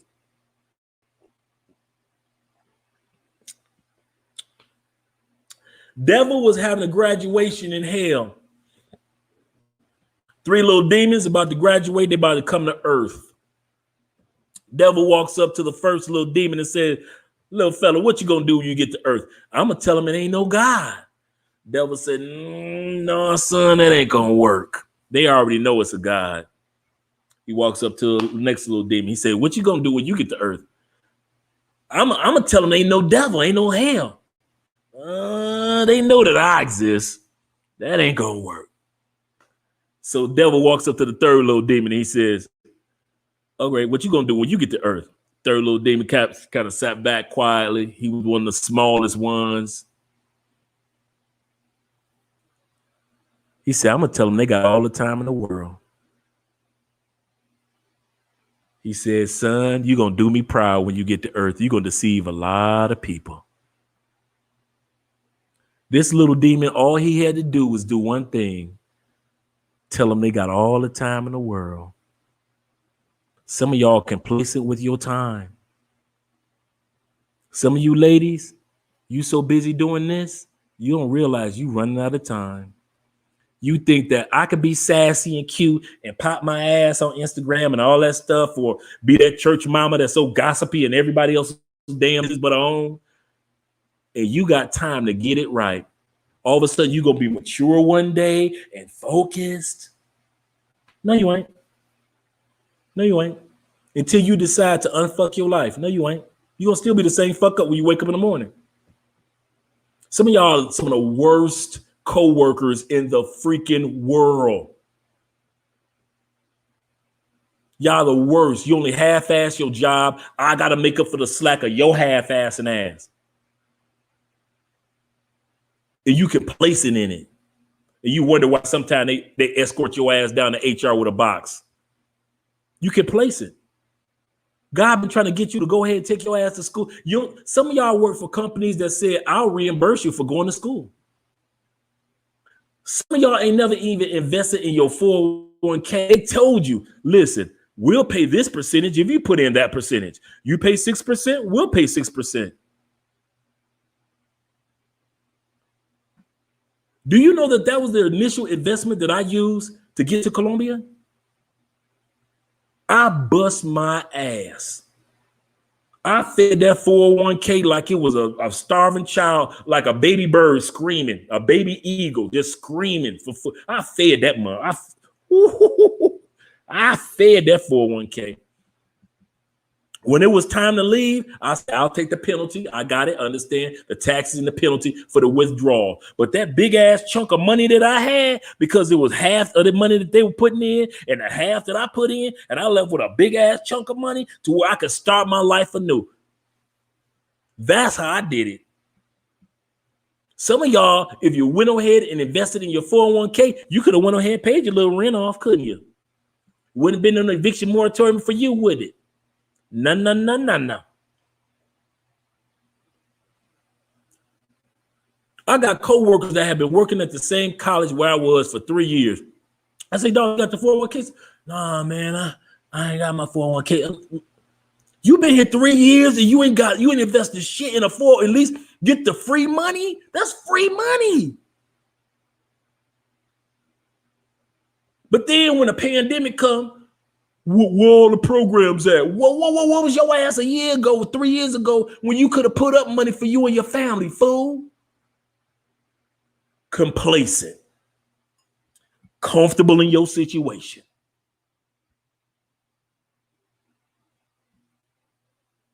And some of us will use an excuse to keep our complacency going. Some of y'all so complacent. Boy, that motherfucking white man card. If that ain't the number one complacency card of all time, you can blame the white man on everything. Girl, why you ain't go back to school? The white man. Brother, how come you ain't go ahead and move to Texas with that new job they offered you? The white man. That's like the big joker. To those that play spades, you know what I'm talking about. That's like the big joker. Bro, I thought you was going to start your own business. The white man. We love throwing that white man card out there, don't we? And this is the funny part. There are reasons to throw it out there, but 99% of the reasons why we throw the white man card out there, and we got two cards, the big joker, the little joker, white man and the slavery card. You know it's because of slavery I'm like this. Not because you just decided you want to have your life fucked and you decided finally to unfuck it. No. Because of slavery. My ancestors were like this. Get that card. We running to Boston on this table. Y'all some spades playing motherfuckers when it comes to your life, huh? We got to stop doing that, people. We cannot there are times where racism and unfairness globally takes place. You're absolutely correct. I repeat, you're absolutely correct. But there are times when we cannot use the excuse of the big joker and the little joker, of the white man and of slavery. We can't do that for every damn thing. Why you got heart failure? The motherfucking white man. No, because your ass been eating pork like you done lost your goddamn mind for 25 years. That's why your heart about to bust open. You can't throw the white man card out there on that, but y'all do it. because it's easy to fall in that place. Man, I'm eating this pork because of our slavery. Make up your damn mind. Either it's your fault, the white man's fault, slave, who, what?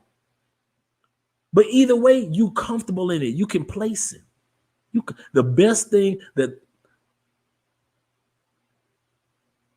there's a saying that they say, if you want to have something from black people, what do? Put it in a book.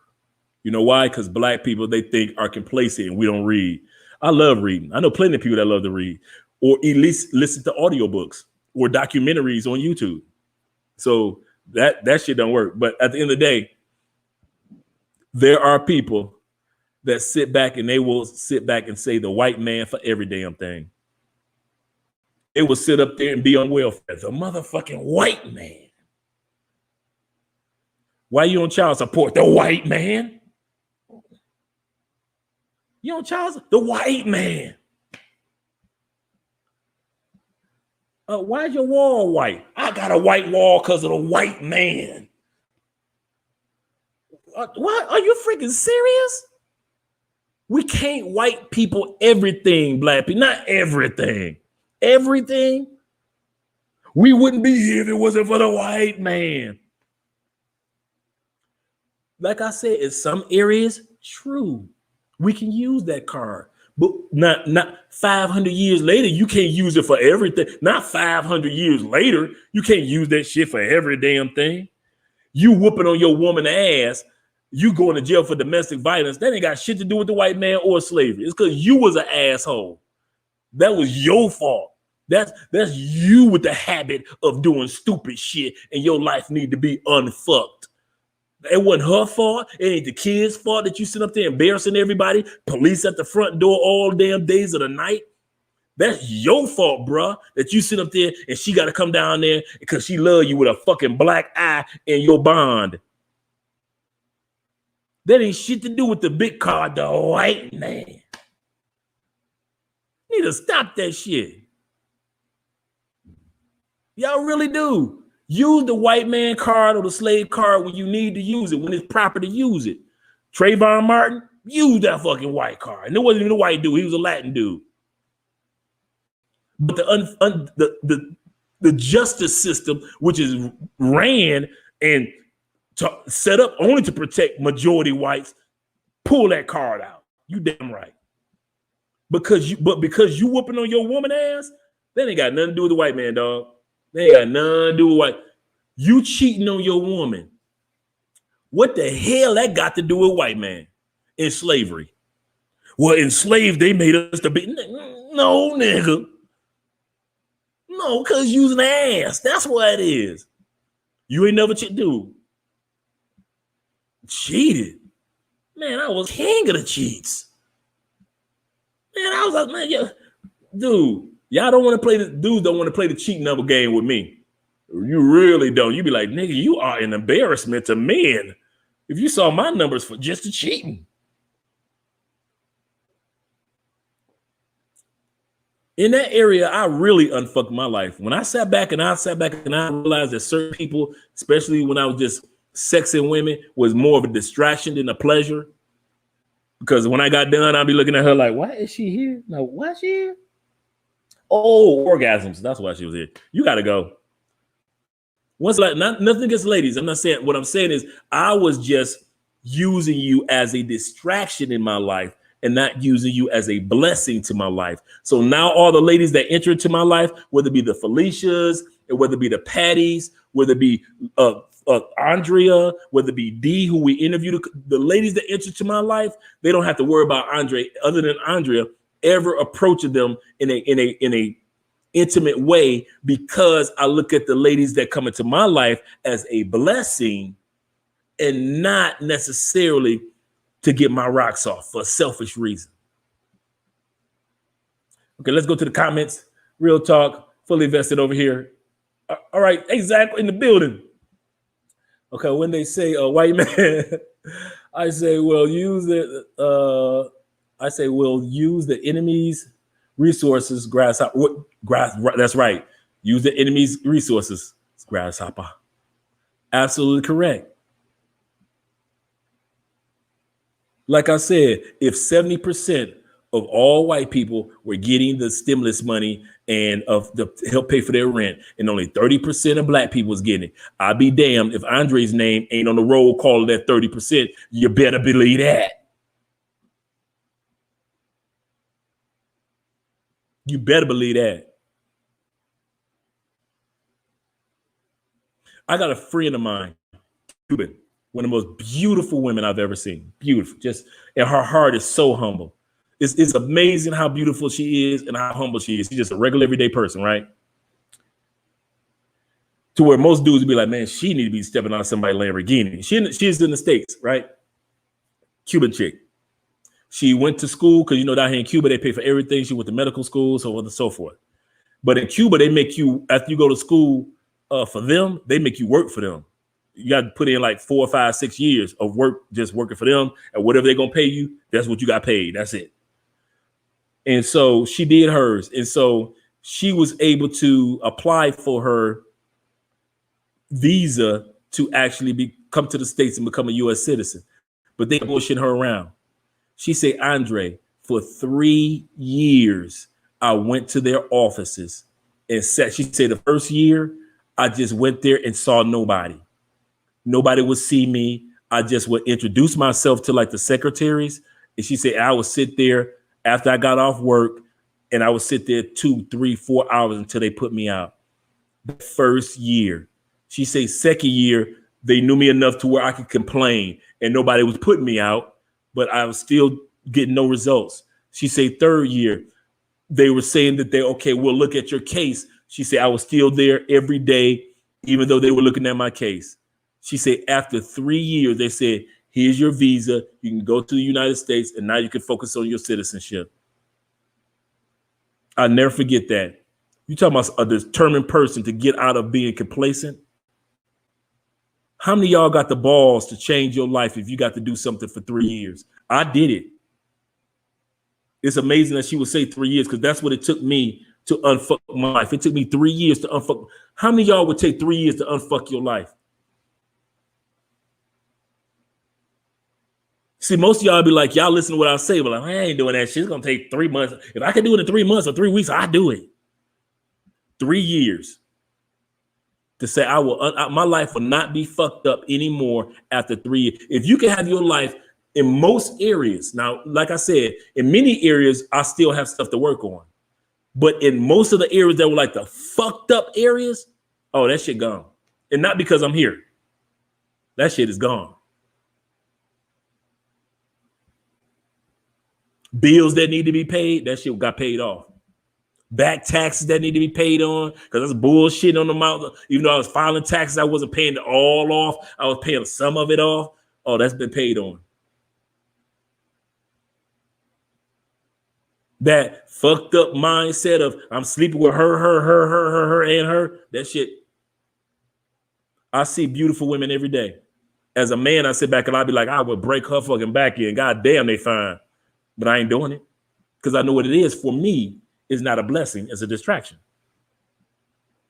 It took 3 years to learn to do that. How many of you men would take 3 years to unfuck your life?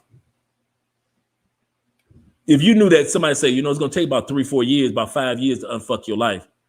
How many of y'all willing to unfuck your? That's what that girl did in Cuba. That's in the States right now. She took 3 years every day to unfuck her life. How many of you ladies would take the time out and say, I'm going to take 3 years to not be so fucking mouthy? Or I'm going to be supportive of the person who I'm with. And I'm going to understand that as a man, he's trying. And I'm going to appreciate the fact that he's at least trying to be the man that he's supposed to be. Can you do that for 3 years? I supported him. No. No, you fucked him for the first 5 years. Can you support him? Well, I didn't complain. No. Support, saying, babe, okay, you ain't got a car. No, I ain't got no car. What do you want to do with life? I really want to become a welder. I'm going to drive you down there to see what needs to be done to find out at that school that you said that you want to go to become a welder. Can you do that and hang out with that brother for 3 years while he going through welding school? What about you ladies that sat back and he got another piece of pussy on the side? He keep fucking them bitches. You stuck around for about 6 years of the fucking the bitches.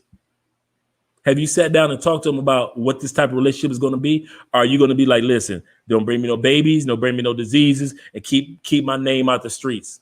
Do not embarrass me. Do not have my parents run across you at a grocery store hugged up with some chick. Have you sat down and talked to him? Or did you sit down and complain about the fact that he fucking bitches and you ain't sat down and talked to him and say, listen, I'm not comfortable with this and I don't want you to do this? Or have you just become complacent in the complaining part, but you ain't done shit about it? See, some of y'all complacent in your complaining. A lot of you ladies complacent in drama. You love that drama, especially when you're young. Ooh, y'all ass love that drama. Drama dick. Ooh, y'all love y'all some drama dick. Best dick there is, the drama dick. The other dick, he's a square. He's boring. And that square, boring motherfucker got money right now, 2 kids, a house that he owned on the other side of the city, because he don't live in your little neighborhood. He live on the other side of the city, where the mayor is across the street from his house, and he married that square motherfucker that you thought was boring. But that thug dude, the one that you thought drama dick in jail doing 45. But you can place it with drama dick. You can't sit back and be complacent and think that you are going to be able to unfuck your life. You got to sit back and say, it's not going to be comfortable. It's not going to be fun. I'm not going to always feel like it. It's not going to be something I want to do. You're going to cut off some people and you're going to add some people. You're going to add some people into your life. I've had people that I've added to my life that when I first decided to unfuck my life, I didn't like them. Couldn't stand them. But because of what they represented and the knowledge that they had, I knew that what they were saying could benefit me once life got unfucked. I'm not telling you the details of each person, but there are people that you are not allowing in your life that could benefit you. I'm not talking about relationship wise and all that stuff. I'm just talking about some connections, just networking connections that could benefit you. But you just so busy on the envious side or the I don't fuck with them type of people side, whatever it is. You so complacent in whatever you are into that when you decide to unfuck your life, those people who you don't like now in your life being fucked up will benefit you when your life is unfucked. I promise you that. I promise you that. If you want to know how this couple got to 6 figures, I promise you, it wasn't by people who we all liked. If you wonder how our other channel got to 100,000 subscribers, it wasn't by all people who we all liked. It wasn't by people we felt like that we were cool with. It was by people who could help us before I came here, when I was fucked up, I wouldn't have allowed that type of person who could help me in life, in my life. When you are in the middle of fuck up, one of your fuck ups, you do not allow the people that can help your life in your life.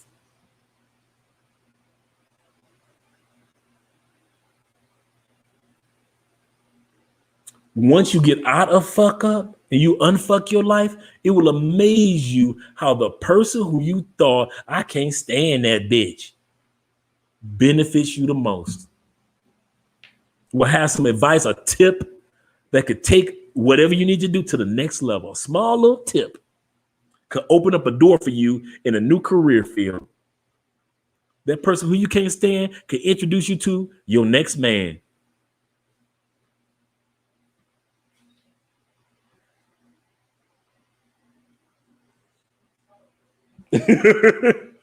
Okay, give me 15 minutes. Your girl just woke up. Hungry. Okay. Andre, the people who are talking about slavery could have paid their way back to and invested wisely. True. You don't like the United States? You don't like what it represents? You think that it's all white? If you think that it's just only the white man got a break in the United States, do something about it. I did. I didn't do it because of white people, but I did it. You don't like you love the United States, but you don't like what it does for you personally. You love the country, you love the people, but you don't think that it's the blessing that you need in life. Do something about it. Get your passport. It's only $135. Do something. Or are you just talking? You can place it with talking.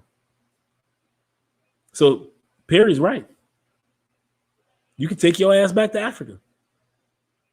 You could go back to your lineage. They got DNA to tell you what they got, ancestry DNA. You can swab the inside of your mouth. And they can tell you what part of Africa you need to take your ass back to. If it's all like that. I was walking up the stairs. The tripped and fell down the stairs. I knew the white man. That damn white man did. It was the white man. White man is slavery. Go throw the little joke out there too. Yeah. Facts. Africa is open. Yep. Africa is open. China RI. I'm gonna get that last part. Africa heavy. So much kids are taught Chinese.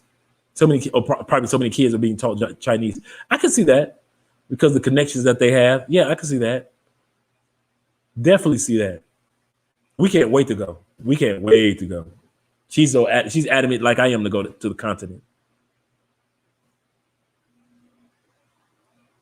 So yeah, definitely. We're gonna hit this last one, guys. And then we're gonna give your girl the refrigerator that's behind me. Okay, so we already hit in order to unfuck your life. This is straight up. Face your fuck ups and fears or concerns. Also, eliminate distractions, which are people, places, and things. Stop giving excuses and being an excuse. Take action over and over, even when you don't feel like doing it. We already talked about change your diet, your sleep, and your exercise. What's the other one that we're looking at? Now we got two. One is don't take things personally, but progressively. The last one is treat yourself, but don't spoil yourself. You ready? This last one gonna bust your head. Don't treat yourself, but don't spoil yourself. I think most people are spoiling themselves.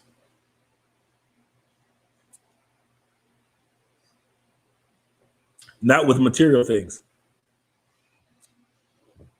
And what I mean by spoiling means overloading. You're overloading your life in certain areas with you overloading with excuses. You're overloading with complaints. You're overloading with attitude. You're overloading. You spoil yourself with that. You want some attitude? I'm going to give you a lot of attitude. You want excuses? Here, all the excuses I can take. You spoil yourself with excuses. You don't treat yourself like, you know what? I'm going to go after a goal, and after I accomplish it, I want to treat myself to a new watch. You don't treat yourself. You spoil yourself. Some of you, reason why y'all ain't got no money, let's look in your closet. Your closet showcase that you spoil. Well, Andre, no, I take care of the kids, this, that, and this. Okay, cool. It may not be monetary. Like I said, it may not be material. Most people I found are spoiling themselves and not treating themselves. They do not treat themselves good. Most people do not treat themselves good. Most people treat other people better than they do themselves, but they spoil themselves with bullshit. Your excuses, the person that's still in your life that should have been gone. I'm gonna spoil myself with this good dick. He should have been gone. Good dick should have been gone to new dick. But you spoil. You spoiled on that person.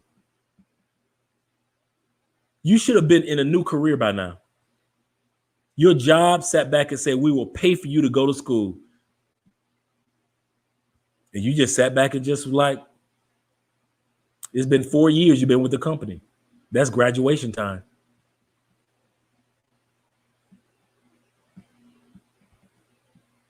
But you will treat somebody else better than you.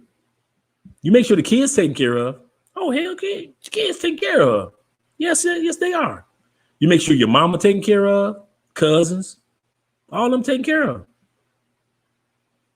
But you treat you like shit. You got to realize you are on this planet just like your mom and your kids. You need things just like your mom and your kids. You need to be happy and blessed just like your mom and your uncles and your kids. Nothing wrong putting the kids in the family first. But when you put somebody first, that means that somebody's going to at least come up second. But actually, technically, you should have been putting the kids second and making sure that you're first so you can have a clear mind, good night's sleep, eating good, proper diet, so forth and so forth. Not a bad person in your life, whether it be male or female. So the kids, when they're second, ain't nothing but blessings going to rain down on the kids. Ain't nothing but a good mama that ain't got a badass attitude running down on the kids. We've seen it. Daddy don't give mom no dick. Who mom take it out on? The kids. Daddy cheating on mom. Who mom take it out on? The kids. Dad, your boss got on your last nerve. Who you take it out on? The family.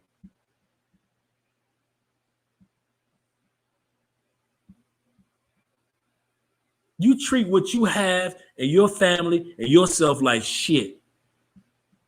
When your life is fucked, it's fucked because one of the reasons is because you don't want to admit you treat you like shit. You overdrink, you oversmoke, you overpop the pill, you over fucking. Ain't that much fucking need to be done. People that's making real money they got time to fuck, but they ain't got time to fuck and fuck up at the same time. Some of y'all fucked till you fucked up. Ain't that much damn sex to be had.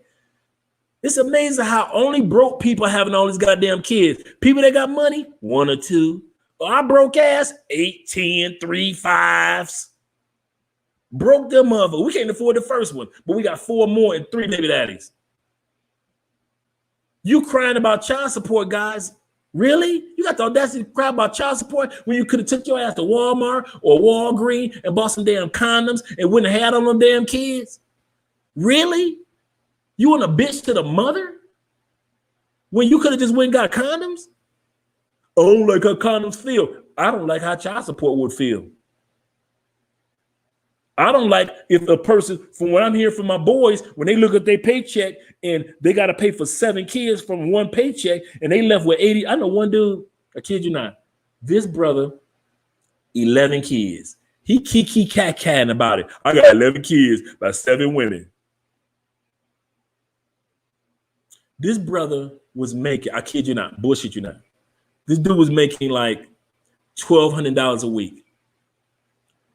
Bringing home $79.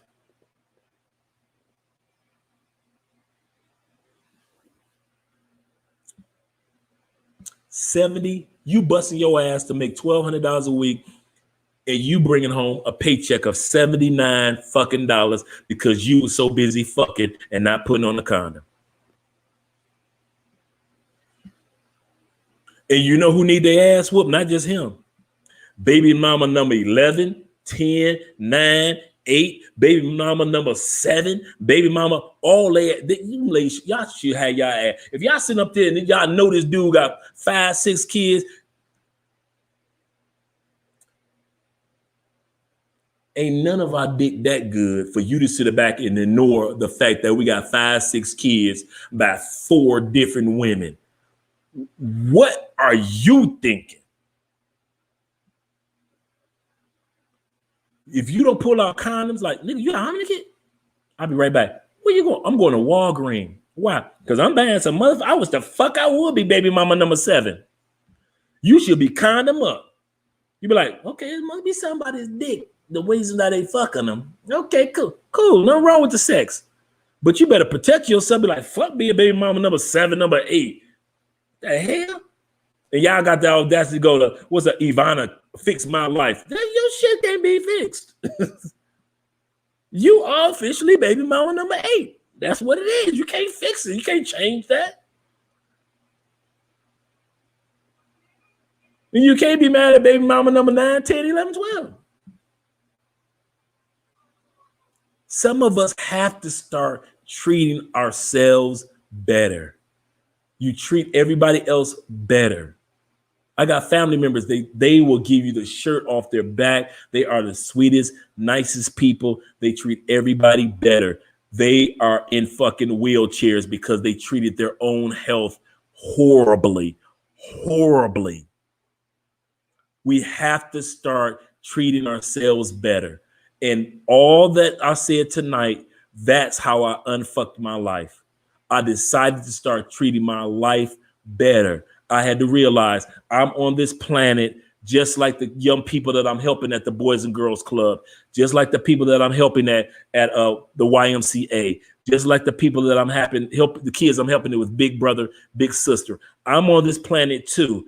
Andre, you have to start taking care of you just like you're taking care of the young people.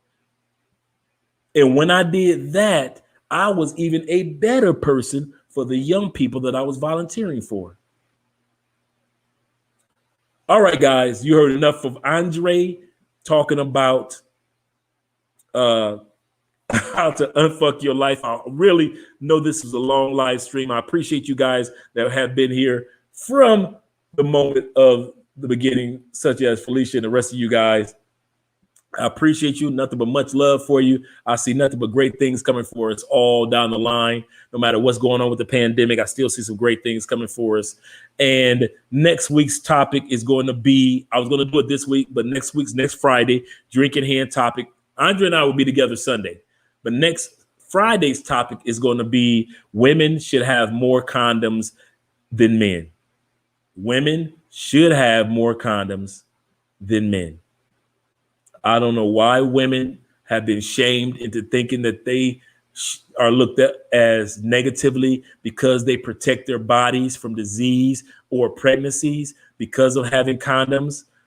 But society does sit back and say, if she's got a long string of condoms, then she must be a hoe. No, I think women that protect themselves and their bodies are some of the most wisest women out there. Fuck that being baby mama number 8. So next week, we're going to talk about that, how the fact that women, especially when you're traveling, you should have more condoms in your suitcase than men. Not say that you're using those condoms, but you have them because you can't trust a man. You can't trust a man. You cannot trust a man to have the condoms, especially when you're traveling. So that's the topic for next week. All right, guys. Andre said that refrigerator. I know, right? As you can see on the refrigerator, all those little magnets are all the places that we've traveled all over the place. So that refrigerator is going to be full in a minute. So we got a lot more traveling to do. But once again, I appreciate you guys. I'm out of here. My name is Andre of Love Crossing Borders. I'll see you guys later. You have a great evening. I'm hungry now. So I'll talk to you all later.